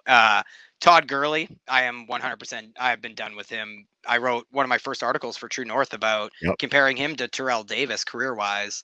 I thought it was interesting. Couple Georgia running backs, Very interesting. Yeah, it's a good little comparison, especially with the knee injury and the career and being with what's transpired, right? And like the production just going. Yeah. Pew! Like I wrote that when he was a really peak, good look. Yeah. And Yeah, Devonta Freeman, I don't know. We were I have but no baby idea. fantasy analysts at that time, Ty. We were brand new back then. So definitely anybody go check out all the written work. There's lots of good stuff going on the blog. So Fournette and Freeman, I think, would be the guys that we would talk about. And, age plays a big part in that, I guess. And I think Freeman, honestly, would be the one that kind of intrigues me, because Giants must have seen something in practice. They continued to sell us on the fact that he would be their starting running back. You know what I mean? When Saquon went out. So that kept interesting me. Like I want to put Devonta Freeman 6 feet deep. I just can't. He just couldn't score a rushing touchdown in Atlanta. And I think that's another interesting point. The Atlanta Falcons, another new regime, just really quickly, that we have devalued the running back position for so long for the Falcons because of Dirk Cutter, because of Dan Quinn, because of all these, the pass heavy offense. But with Matt Ryan aging, with an entirely new regime at GM head coach coming in, we could see those philosophies shift a little bit. And, I just mentioned that because Devonta Freeman had such a poor season in 2018, and it was mainly because he just couldn't score a rushing touchdown that season. So I'm just rambling like crazy. Like Fournette and Freeman, which of those two guys would you take a shot on? Do you think is it Fournette? I think Fournette for me. Yeah, I think he, like you said, he's still got some gas in the tank. We saw that as recently as 2 seasons ago with the Jags when he had that big season. Obviously, a lot can change in that time, but I don't think he lost it. Basically, I think in the right role, he can probably put up some fantasy numbers as maybe like a back end running back too if he gets consistent volume over the season. But we're definitely not looking for top 10 Lenny anymore because that guy ain't here. So I think that was really well put though, Ty. Like you just kind of got to stay away from these guys, and if you can sell in Dynasty for any sort of younger pieces, you take that and run. And honestly, I'd be a lot higher on Fournette if it weren't for the stigma associated with, like, he has just you hear Leonard Fournette and there's negative connotations to it because he's a poisonous kind of player throughout his career when it comes to locker rooms, and just he's a weird dude. He's cut from a different cloth, and he seemingly has rubbed a lot of teammates the wrong way. So that has factored into how I'm approaching him going into free agency, because usually we are buying running backs who have had draft capital in their past heading into free agency. That's usually something you can buy on. But I have him as my running back 49 right now, below Ito Smith, right below Ito Smith. Dang. Low key, How? Sean Vaughn, teammate. Holy, look at that. Yeah, it's definitely been a weird fall from grace for Leonard Fournette. I'm gonna keep us moving though, Ty. I just got a couple of quick mention guys. We got Adrian Peterson, Frank Gore out there as the old guys who are chasing records. Matt Breida is somebody that I love, and I really hope he gets a friggin' shot. I gave him the thumbs up. Yeah, I'm still truthering on Matt Breida, so get this man some fucking volume, please. My 7 shares of Matt Breida say get this man some fucking volume, please. Tevin Coleman, Carlos Hyde, Jarek McKinnon, and probably my favorite of this entire free agent crop, Ty, that would be Amir Abdullah. Because he's getting a shot. I put out my first hot take of this. Offseason the other day that Amir Abdullah, top 24 running back, 2021. After he scored the touchdown on Sunday, I just put that out as my first hot take, and there were so many people who took me seriously on it. It was great. On Twitter? That is so great. Yeah. Poor. And then we did Amir. talk about the RFAs too, actually, Ty. We talked Philip Lindsay. We talked a little bit of Gus. I think he ends up back in Baltimore for sure. I think they could probably even put a second round tender on him because they like him and he's pretty effective there. And the other one is Jeff Wilson, who please stay in San Francisco because that is probably the best buy low running back in the entire league right now. Because he could be a running back too. He could be a running back too in 2021. Jeff Wilson can he can put up some good numbers, and I think they rarely use him in the passing game, but when they do, he scores fucking touchdowns. It's really cool. I think almost number one, I think he does return to San Francisco. Number two, I think San Fran not only has shown us over the last few years that they have no problem not adding a running back. We know Shanahan can make chicken food out of chicken scratch from undrafted free agent running backs time and again, and he can make me fall in love with Matt Breida, and I'll never fall out of love. That's how good Shanahan is at scheming up these running backs, how good that outside zone run scheme is. So I think not only is all that true, but I think they're more than comfortable going into the season with a backfield that looks like Jeff Wilson, Raheem Mostert, and maybe JaMychal Hasty or a late round running back or a UDFA of the future or whatever. And totally, I think they're going to be cheap enough where I'm really scooping up a lot of shares of those guys. Yeah, for sure. Just get all the pieces in that backfield, no matter what not no matter what the cost, but the cost will be good enough because there's so freaking many of them that you got to go get them because they're going to be putting up running back. One of those guys is putting up like a strong running back 2 week, most weeks at least. So take the shot. And they'll be in better game scripts all season next year too. Yeah, the defense is going to get the 17 players that got injured for the season back, so that'll be huge. And they played well after all those players went down too. It was nuts. Okay, Ty. So we're done on the running backs. Yeah, we're done on the running backs. We're getting into the wide receivers, and this is where the tiers get really, really juicy. The first tier still has a bunch of youth in it. Just loaded. We got Chris Godwin, Kenny Golladay, Allen Robinson, and Juju Smith-Schuster as the top tier of quarterbacks or top tier of wide receivers. Sorry. I get a little tired there, Ty. That's why I said quarterbacks instead of wide receivers there. But we're rocking out. It's good. The free agent wide receiver class is deadly this year, like I said. I want to see, Ty, really quick. If you got your dynasty rankings up, how do you have these guys ranked? Chris Godwin, Kenny Golladay, Allen Robinson, and Juju. Would you want to filibuster with maybe how much the franchise tag is? Do you have that up there? I think I saw it in the show sheet yesterday. I don't right now. I'm working off a separate show sheet, but I will go get that. So I got Chris Godwin as my wide receiver 7 right now. So I'm a huge Chris Godwin guy. Kenny Golladay, I'll definitely end up lower on this offseason. He's my wide receiver 23. I have Kenny Golladay below guys like Adam Thielen, Cooper Kupp, and Odell Beckham as a bounce back candidate. So I know a lot of people might have a Kenny Golladay because of the youth ahead of some of those players, but I still believe in Kenny Golladay. I also have T. Higgins ahead of him, so I do have some young guys that are options in that range of a draft as well. Allen Robinson, I probably have even higher than him. I would imagine I have him very high. Wide receiver 15. This one I had a really hard time with. Allen Robinson or Justin Jefferson? Because In my Allen Robinson, rankings, it's Justin Jefferson for sure. yeah. See, I think everyone will have Justin Jefferson ahead of him, but I think it wouldn't surprise anybody if Allen Robinson has more fantasy points next year than Justin Yeah, Jefferson. definitely. And I think from Dynasty, we're just looking at like the longer term lens. That's really interesting because I think I'm disrespecting the shit out of Allen Robinson now that I look at it. I have him at wide receiver 20 for Wow. Dynasty, which feels Wow. super low. Well, just imagine that he could end up, I guess probably not because he'll probably sign somewhere because Chicago just has no avenue to retain his services. Yeah, So I think he'll end up getting that bump in fantasy drafts. But while he fits the bill of a wide receiver we avoid when they change teams, because for fantasy, almost invariably, about 75% of the time, they score fewer fantasy points that next season than they did the previous season. I know Stephon Diggs, Nuke Hopkins really went out and bucked that trend this season. I think Allen Robinson's a really good person to, say he's an outlier next season. we can do Just it. thinking back on that quarterback play, like he's literally never had a quarterback who's not a bottom 5 option in the entire league at the time at all times in his entire career. And I just want to remind people that for 2 seasons, we've talked a little bit about hit rates in this episode. Allen Robinson has been the best value in all of fantasy football at the wide receiver position twice in the last half decade. He's had the only 2 biggest hits, like a guy who was drafted outside the top 24 who went on to score like 250 or 300 fantasy points. Can't remember which one of those it is. Both Allen Robinsons. Nice. I like it. So we were talking about the franchise tag there, Ty.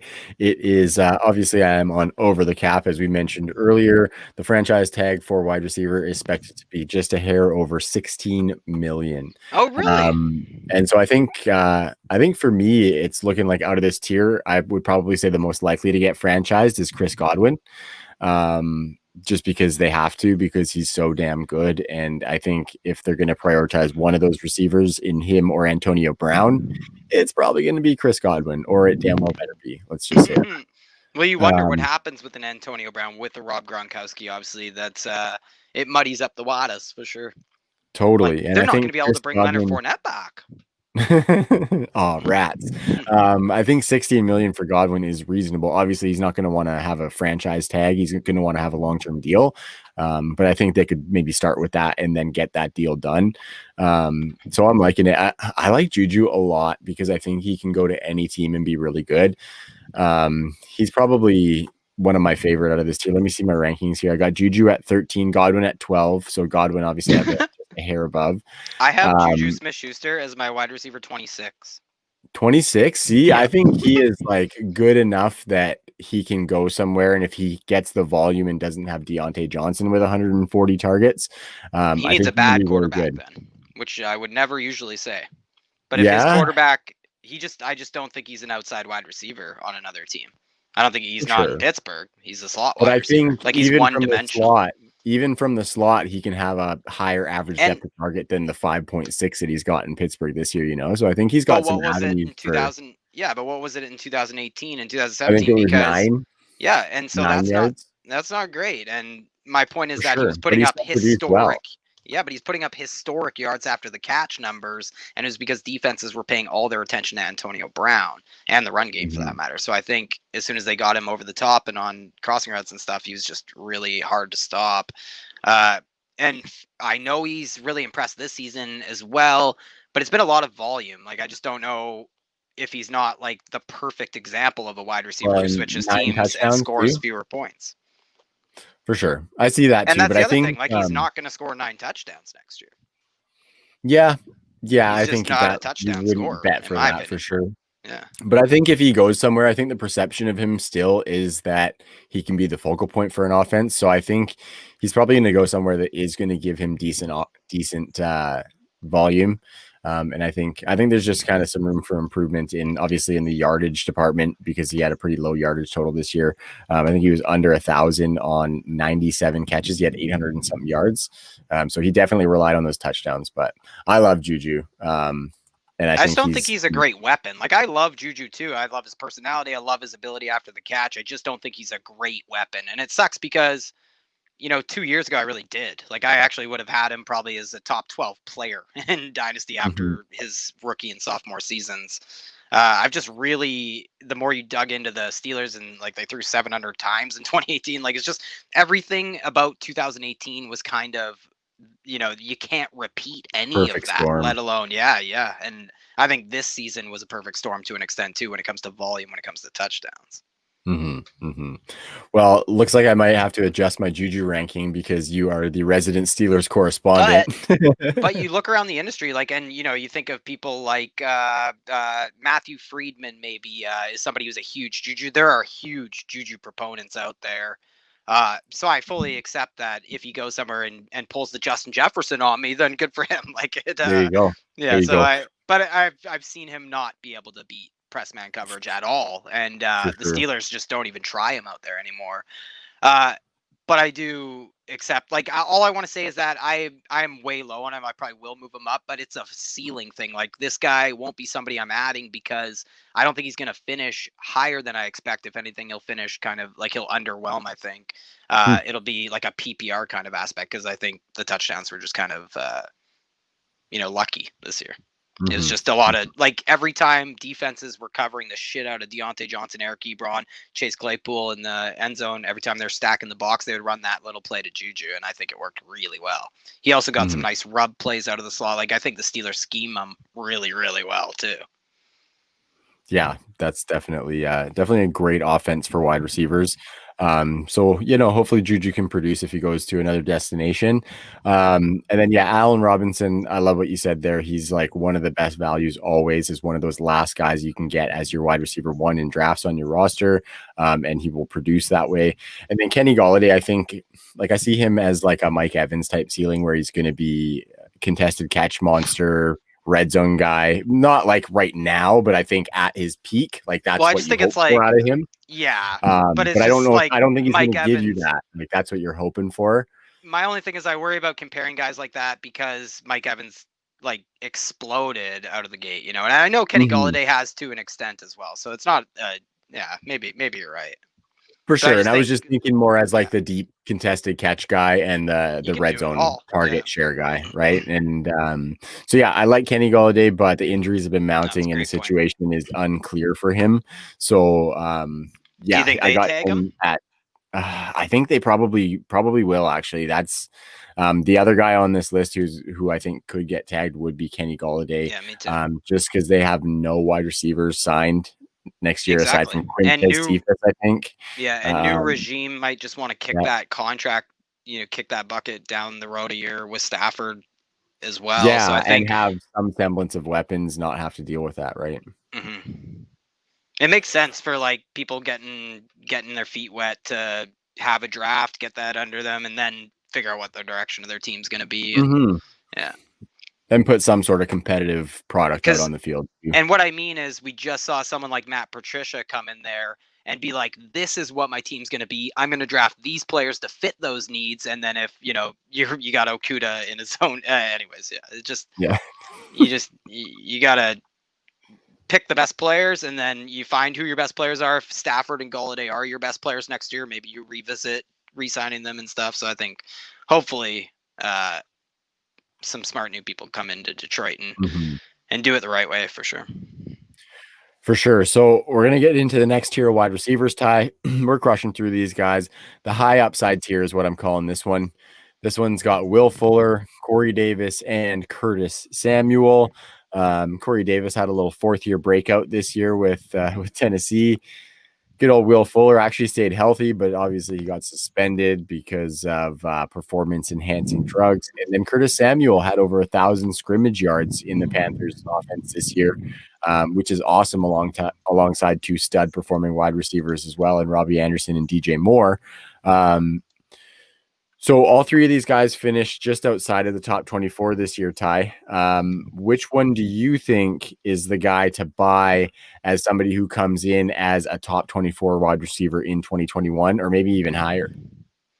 Well, ABF for sure. Like, always buy Fuller. He's always one of the cheapest players I'm buying in fantasy football. I'll never understand why people don't understand that you do have an IR spot in your fantasy league, seasonal league. So Will Fuller is an extremely valuable asset who we never have to spend a top 5 round fantasy pick on. And, once we get past the first 5 rounds of a fantasy draft, we start taking our shots anyway. So I have Will Fuller. Like, I think everyone in the world wanted Hollywood Brown over him or whatever.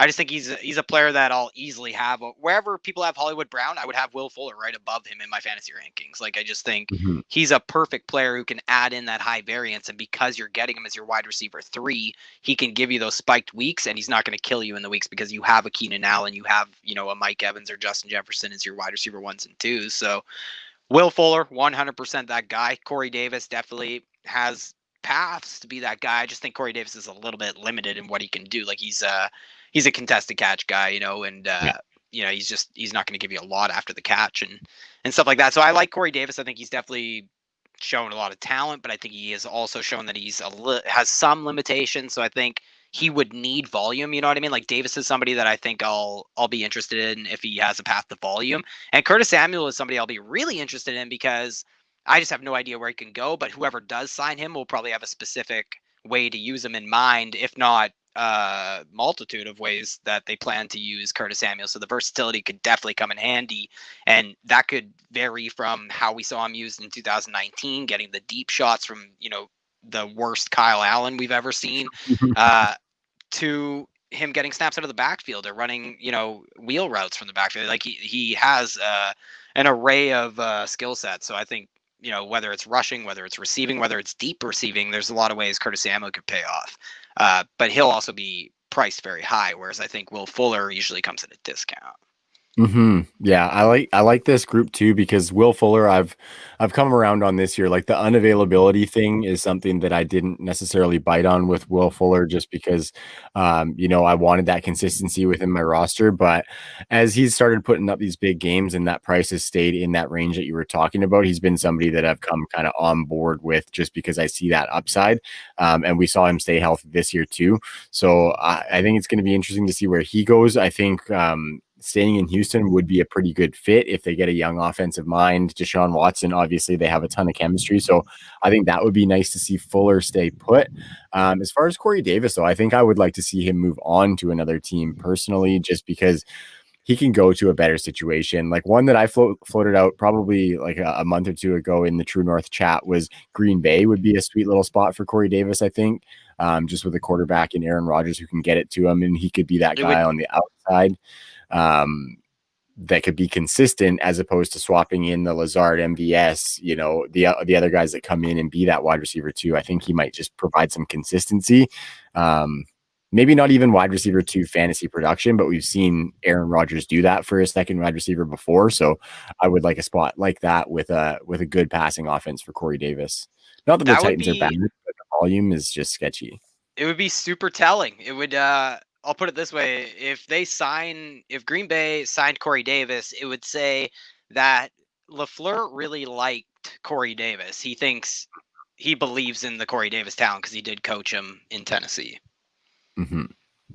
Yeah, so that's one that I like. And then Curtis Samuel is a really interesting one to me because sometimes with these like super versatile players that I think we know that he is going to be like a wide receiver that's versatile, but some of these players where their position is in question, say say a Lynn Bowden type kind of thing, or what Curtis Samuel was coming into the league. I think sometimes I worry a little bit, maybe too much, about whether they're going to get misused no matter where they go. Or even think of, like, I'm not comparing these two by any means, but think of like a Tavon Austin who was supposed to be like just this electric guy, put him anywhere and he can, run past defenders and score touchdowns. Curtis Samuel has shown a lot more than Tavon Austin as well. So I think I could probably get down with Curtis Samuel on my teams, but there is still a bit of worry there for me that he might just go to a team who thinks they can use him like that. But they just fuck it up, Yeah, you see that a lot. But I do think the league shifted a little bit, and I think a lot of that comes down to the player, man. The player just fucked up. It's like, Will Smith passing on the Matrix. Like, you fucked up. Like, you should have just taken a little bit less and gone to a team that's going to use you properly. Because I know what you mean. But I do think the league has shifted a little bit. The mentality That's of, a good point. these players are in vogue. So I think a weapon you can use that way is just like tailor made for somebody like Bill Belichick. Like, that's why we're seeing what's his name in Miami, Brian Flores doing a lot of that is he's off that tree, right? So I think there's a lot of spots that Curtis Curtis Samuel in Samuel, Miami would be yeah, nice. I think there's just a Really ton nice, of dude. spots I could see him. I think Miami might not work as well because you got Jakeem Grant there, I think under contract, so I'm not sure that one would pique my interest as much. And But Leighton Bowden, who looked good. yeah. But definitely, yeah, this is a group of guys that we're buying, but I think Will Fuller belongs in like a way higher tier than these guys personally.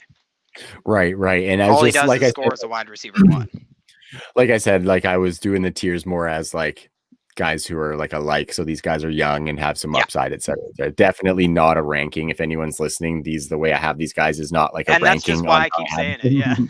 Totally. Absolutely.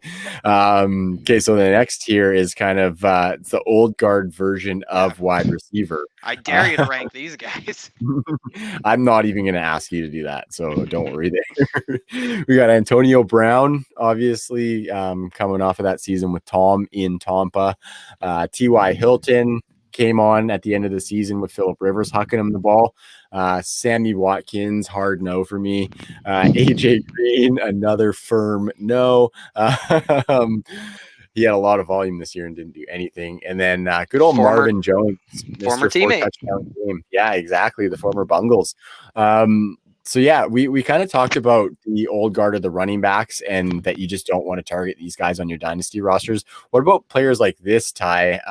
Maybe aside from Sammy Watkins, but how does your team building philosophy, does it differ from the running backs with these types of wideouts who have shown us a ton of production in the past? Well, I think it's like super team dependent because these guys can end up like so ridiculously cheap in certain settings in Dynasty that it's okay to let them die on your roster because that's obviously a big general rule that we don't want players dying on a roster. And these are the definitions of those types of wide receivers if you're looking at it from like a Dynasty startup perspective. But yeah, it's tough because none of these guys really pique my interest, but they're going to pique people's interest. Like Antonio Brown obviously represents about 20% of all 300-point PPR seasons over the last, decade or whatever. Like this guy is historic. like he curves elite wide receiver hit rates because of how often he was performing as an elite wide receiver. 4 years as wide receiver one in a row. Like the guy was doing things nobody's done. So that'll never leave people's brains. But and we also, with recency bias, we saw him get all those catches. Maybe he does show out a bit in the playoffs. All those catches, by the way, week 17 were so he could hit a contract. Like Tom just was giving him. That was pretty cute. Almost like what Russell Wilson did for David Moore. You see that? Yeah, totally. Or did you see Emmanuel Sanders was the best one? I didn't. What happened? He just got his 8th catch, like a 3-yard first down. Great first down conversion, I think. But he just sat on the ground and put his hands up. He got his incentive. That a guy. And the best thing is, get your money, boys. Get your money. I think it was little Jordan Humphrey, but somebody was right there at the play. And before Emmanuel Sanders started selling, he was already doing the Johnny Manziel. It was great. So like it sheds light on how aware everybody is. Yeah, that's cool too. Yeah, and it's awesome that Russell Wilson audibles out of a kneeling play. Like totally. Yeah, so funny. And it was a shovel pass too. It was a shovel pass. That was great.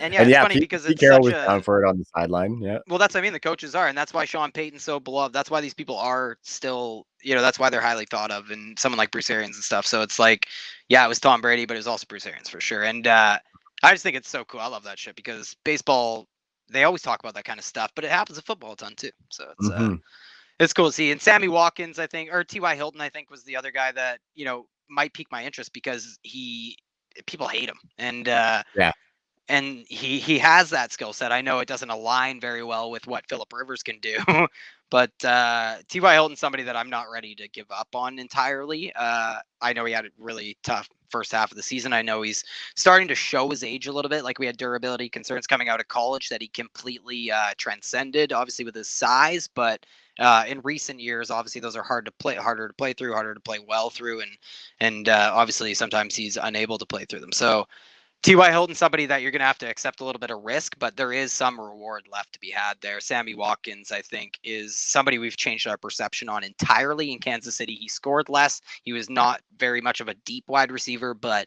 I think he still has a little bit of juice after the catch. We saw that wicked hurdle in like week 15 or 16. That was dope. So, I mean, Sammy Watkins isn't dead, but I think similar to T.Y. Hilton, he actually might be a guy that'll have a handful of shares of around best ball leagues and stuff, because you might get him in the 14th or 15th round. AJ Green, I don't know. It's just going to be somebody that there's probably an owner in every fantasy draft that likes him a little bit more than me, especially if you're in like a home league. These name brand players will go much higher than I can stomach. He was also arguably the least efficient wide receiver in all of football Not this year. arguably. Not Yeah, even arguably. inarguably.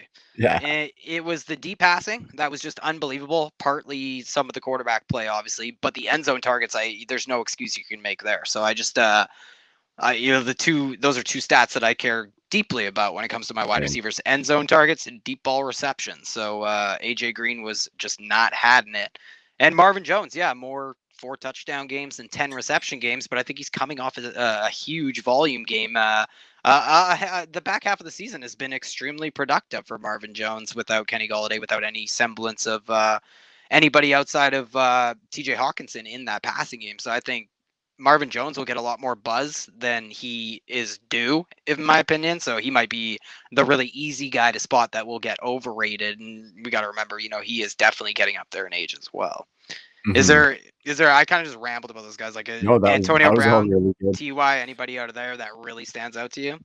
Yeah, well, like I think Antonio Brown and Ty are guys that I would take a shot on late, like you said. If you can get them late in a startup, or if you're trying to get a deal done in a dynasty league and you need a wide receiver 3, just while you're waiting for maybe one of the younger guys to come up, I think they could put up that number in given weeks, probably not weekly. But like, say I have like a Denzel Mims on my team and I really want him to kind of flourish into that role.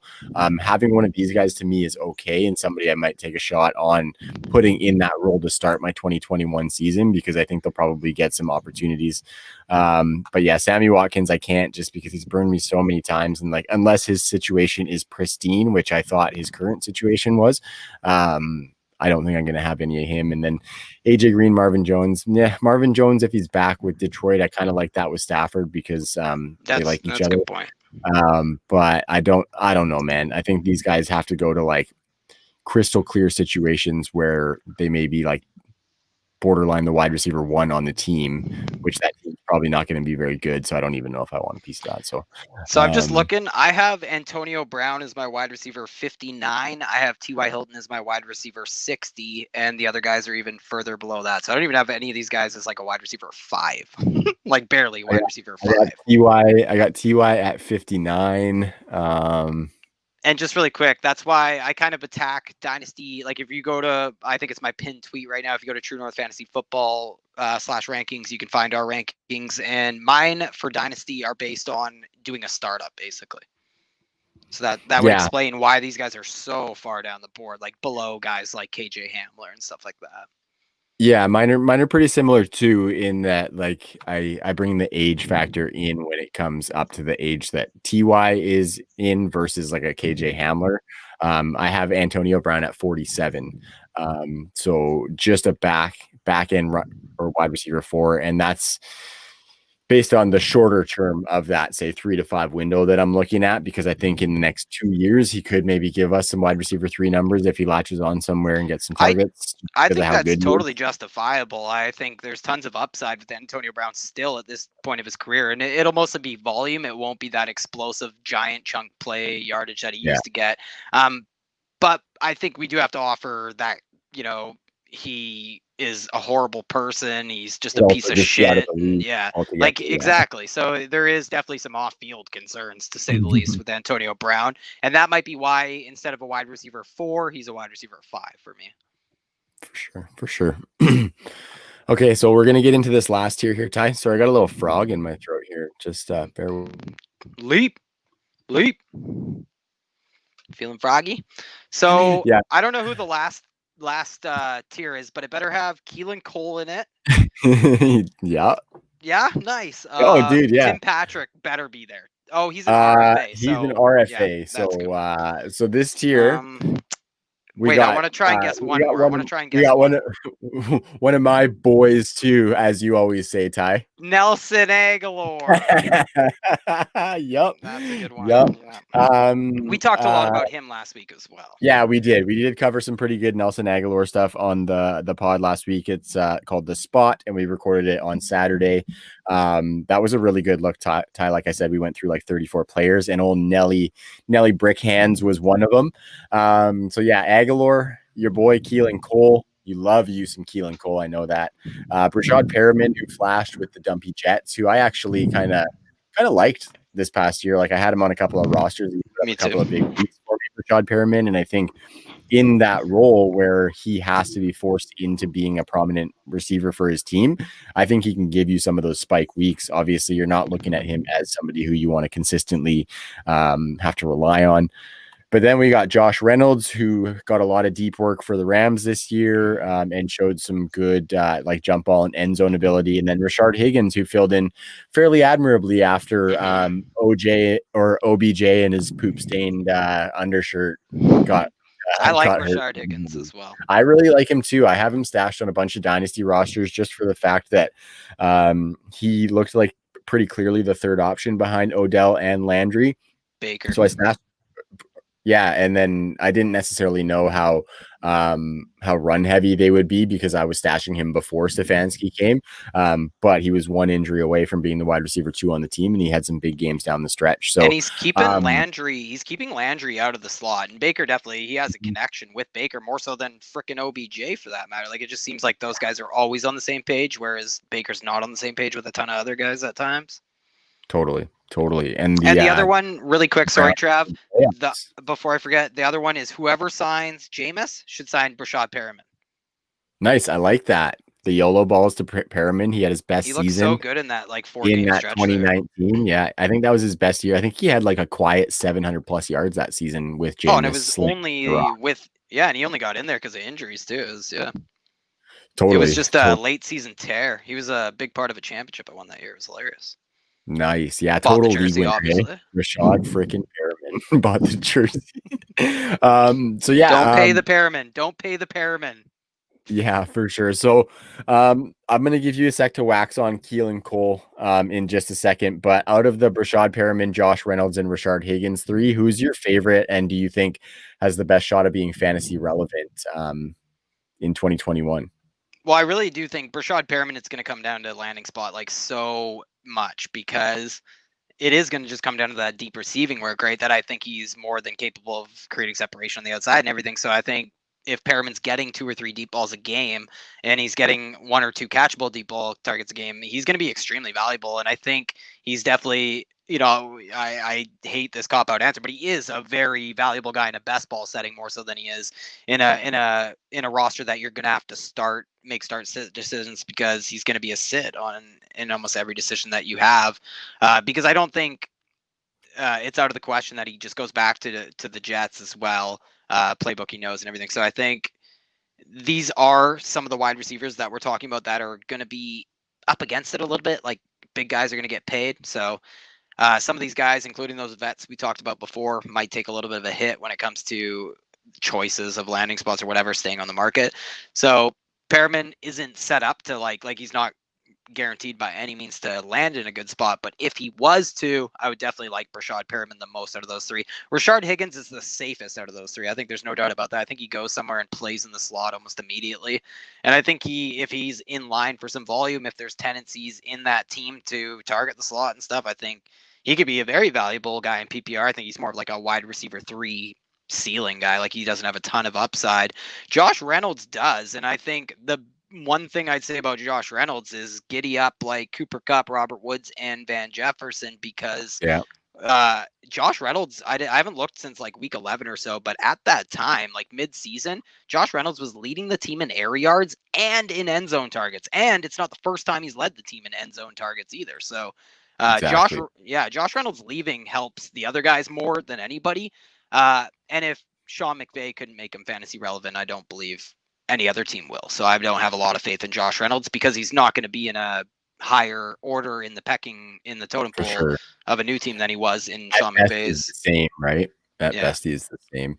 Yeah, I like Josh Reynolds too. Like, I think he can be a little bit more versatile than just the big deep receiver guy. Like, he did play almost 25% of his snaps in the slot for the Rams, who have two guys that can both play in the slot, Cooper Kupp and Robert Woods. So I don't mind Josh Reynolds as like a deeper sleeper. So Ty, why don't you talk about Keelan Cole? What is Keelan Cole bringing to the table for a team that wants to sign him? Tell us. Just like that explosive element, I think. Like he can, first of all, he does have versatility. Like you can use him in multiple ways, but I just think he has that game breaking ability. Like he can make a play, and he can be that possession wide receiver despite his size. I just really like Keelan Cole's game. And I just always cheer. It's more that I cheer for a guy who played in Division Two and kind of came out of absolutely nowhere, but is really flash talent whenever we've seen him. And he's also been kind of constricted with being in a spread out offense throughout his time, being in a run heavy offense. And then now this year, just having to deal with DJ Chark or Chris Conley, LaVisca Chenault, Tyler Eifert, whoever. In a given week, it was just really spread out with Marone and Gardner. For the most part in the last couple of years. So I think Keelan Cole is somebody that I'd really like to see get a little bit of a role in an offense, whether that's fourth or fifth in the pecking order, which, like I'm not expecting more than that, but I think he could set career highs in volume and stuff if he landed in the right spot. And I think he's just an easy guy to go get for free right now. He could be on waiver wires in a lot of, FFPC, keep 15 dynasty leagues and stuff like that. So just a guy that has the upside in this group, but people aren't probably crediting him with any upside. They probably just think he's a jag, no pun intended. Yeah, I see what you did there. Yeah, I think he probably could have some of the most upside in this group just because we haven't seen him fully be able to flourish, right? I will say Keelan Cole, if you look at some of his tape from a couple of years back, probably has one of the sickest one-handed catches that you've ever seen in your entire life. That's one that I will never, ever, ever forget. Like dirty sideline catch, and he was almost like sideways to the ball or something. If I forget, and he just mucks it out of the air. It was beautiful. So yeah, I like that. I love your Keelan Cole futurism, and I think the dream is still alive, buddy, because he could sign somewhere and get a little bit of work next year. Maybe he goes to like a quality offense. Like imagine him in a Green Bay on the Yeah, other and side. I think he is a discount. Yeah, and I think what I'm getting at is for an NFL team, he makes for a great discount option, right? Because Totally. we talk about arbitrage plays in fantasy football. Like you can draft this guy in round 5, or you can wait and draft this guy in round 9, who's a similar type player in a similar situation. So I think Keelan Cole is that guy this year for sure. And he Totally. like what he had a handful of top 24 weeks this year. He had a couple top 12 weeks. He We came on in saw the back half, yeah, for and sure. 2017, I think we saw the talent as well. So like he set career highs pretty much across the board this year. So I think he's somebody that's flashed twice now in 2 seasons and deserves an uptick in volume. Amen to that. So, I'm not going to talk a whole bunch about Nelson Aguilar, buddy, because we talked about him on Saturday. I just think he's somebody who could provide some spike weeks for teams here and there. But he's got Definitely. his lumps for sure. But the guy can get open. He just can't track the deep ball. So I said on Saturday, I think I said, unless he has no defenders within 5 yards of him is the only way he can track a deep ball. So I think he's outperformed, our And expectations with I'm the definitely a Raiders. bigger fan of him for fantasy than you are, I guess. Yeah, well, no, I see it for sure, and I see that he can give you one of those like 60 for 800 and 6 touchdown seasons, but like I don't think that he's going to be And coming and giving you 1,000 for sure. yeah, and I just want to mention him just in the sense that like I don't even have him probably as a top 60 wide receiver right now. I probably have him right around like I'd probably have him ahead of T.Y. Hilton and Antonio Brown maybe in a startup, but not like in that tier basically. But if he resigns in with the Raiders, I'm gonna move him way up. Yeah, well, there was chemistry there. He worked in that offense, and the And nobody pecking else order did. there is to Yeah. be decided, right? Like there's Well, still I think really quick, like I won't rabbit hole, but the deep passing was just so obvious this year when you look at the catchable targets, the deep ball passing.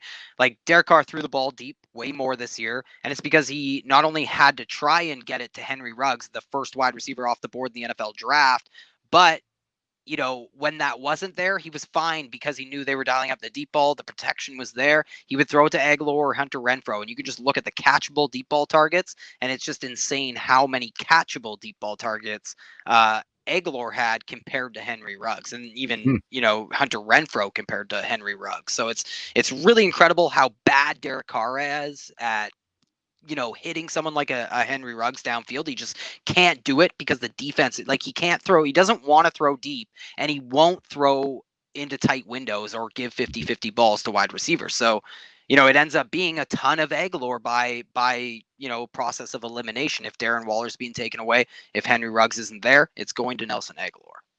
Nice. I like it. Yeah. And I think definitely 100% if he stays in Vegas, that's the best situation for him. Yeah. Back to Philly. All right, I say. Back to Philly. Wow. Don't put that on me, dude. That's brutal. That is brutal. We did talk about Tim Patrick is an RFA, so monitor that and see if they ended up tendering him. They have a slew of wide receivers there, so him being thrown back in there would definitely muddy it up because he's shown the Denver brass that he can carve out some work and be productive. Some other quick mentions: Demarcus Robinson, David Moore. We talked about him getting that incentive on his contract because of Russell Wilson. My dude, Chris Conley, Ty. My dude, and really quick. Wide receiver Abdullah in my books, the guy I'm going to hang on to. Like you've always sworn by Conley. You and a lot of people like that. People love Conley for sure. But really quick, just a pause. So we got Keelan Cole, Chris Conley, both free agents. So LaVisca, DJ Chark, Trevor Lawrence, Colin Urban Johnson Meyer, is a guy too. Yeah. Colin Johnson, great name. And then I lost my train of thought, but you just named someone else there before that. And Tim Patrick? No, right in between that then. Demarcus Robinson. That's it. So we got Demarcus Robinson and we have Sammy Watkins as well. So Mecole Hardman season, right? Hardman, yes. Just try and stop me. Yeah. Yeah, no one can stop me. I think we are the Mecole train, and ain't nothing getting in the tracks. Mecole him hard, man. Yep, nothing. No sticks in our bicycle spokes in our also leaving the Jags as to triple down on Jags leaving D.D. Westbrook as well. Let's quadruple it. Tyler Eifert, fuck off, bud. Oh shit, kick rocks, bud. Top Most 10 John too. So they're a big John? Yeah. He's on a date season. Mohamed Sanu, and then this last one, I put Dez LOL on my show. Really quick though, I'm serious about that. Like John Ross gone, AJ Green gone. That is so huge for Tyler Boyd, T Higgins, and I think Auden Tate immediately resurfaces into sleeper discussions at the very least. For sure, he's got leading the league in red zone targets type potential. Auden Tate. Yeah, he was pretty close to doing that in the back half. Yeah, end zone targets. I think he might have in the second half of last year. Yeah. Nutty. Okay, Ty, we made it happen. We're at two bills on the button, so we got a lot of good information out there. Really appreciate anyone sticking around and hanging out. Appreciate you really quick hanging out, Ty. To go out on, I want to know when you used to ride your bicycle at the campsite when you were a kid, and did you put a pop can? Did you run over a pop can to get that motorbike sound, or did you put a playing card in your spokes or whatever? Like, how did you get that motorbike? The pop can, for sure. Just making sure. That was the only way to do it. Yeah. Yeah, that's like, I see the card on TV. But maybe we'll just. I never tried that. Yeah, it sounds like we're just like hillbilly Canadians, like had the lucky can closest to us. Yeah. Totally, and that's exactly what it was. We were camping, and mom or dad tossed a lucky can over on the pile. We sniped one of those. Shout out to Lucky Logger, the island's finest. So shout out to Lucky because Kokanee isn't paying us. That was my best Brock Lesnar. Nice. That's for GOAT, for MMA. Like and if you are a mixed martial arts fan, make sure you are checking out GOAT MMA. Yeah, GOAT MMA on Twitter. That's our buddy JD who does the GOAT District podcast, and GOAT District fantasy sports is in full swing, ladies and gentlemen, and you don't see a ton of MMA analysts out there. Nonetheless, one that is so personable and approachable like JD. So if you're playing any fantasy UFC, I haven't been able to wrap my head around yet, but our sponsor Monkey Knife Fight does have MMA prop bets. Well, it's just like submission in the third and TKO. But no, there's like fantasy points. Like it's like there's like yeah, there's like a point scoring system. So I haven't dove into that yet, but I think GOAT MMA would be my first resource as far as anything MMA. So there might be more fighters in the UFC than there are football players at this point. That's the only problem. Yeah, exactly. How do you keep track? That's why I would be trying to find resources right quick. So yeah, thanks to anybody who listened. We really appreciate Monkey Knife Fight, our sponsor. Go use the promo code TNFF to get a match on your first deposit of up to $50. So if you drop 50, they'll give you another 50. And you got a cool hundy to play some player prop games. And yeah, thanks to anybody who supports us through the shop with Viridian. Lots of big stuff coming for North. I know Ty and I didn't have a guest this week, but we have some incredible guests on the horizon, and we are stoked to get them on. So stick with us through the off season. We got some great content coming on the True North pod. And Ty's got his fingers in with some ideas as well. The team has a bunch of ideas as well. So check out. Yeah, exactly. Yeah. Slap. Get out of that. I'm just looking here, Trav. Willie Snead, Cordell Patterson. Just a couple for existing players on those teams. I think Willie Snead's a big one that we'll dive into Baltimore and their slot. I blew it on the show sheet. I just wanted to make sure we didn't leave. No, just looking and got a couple here.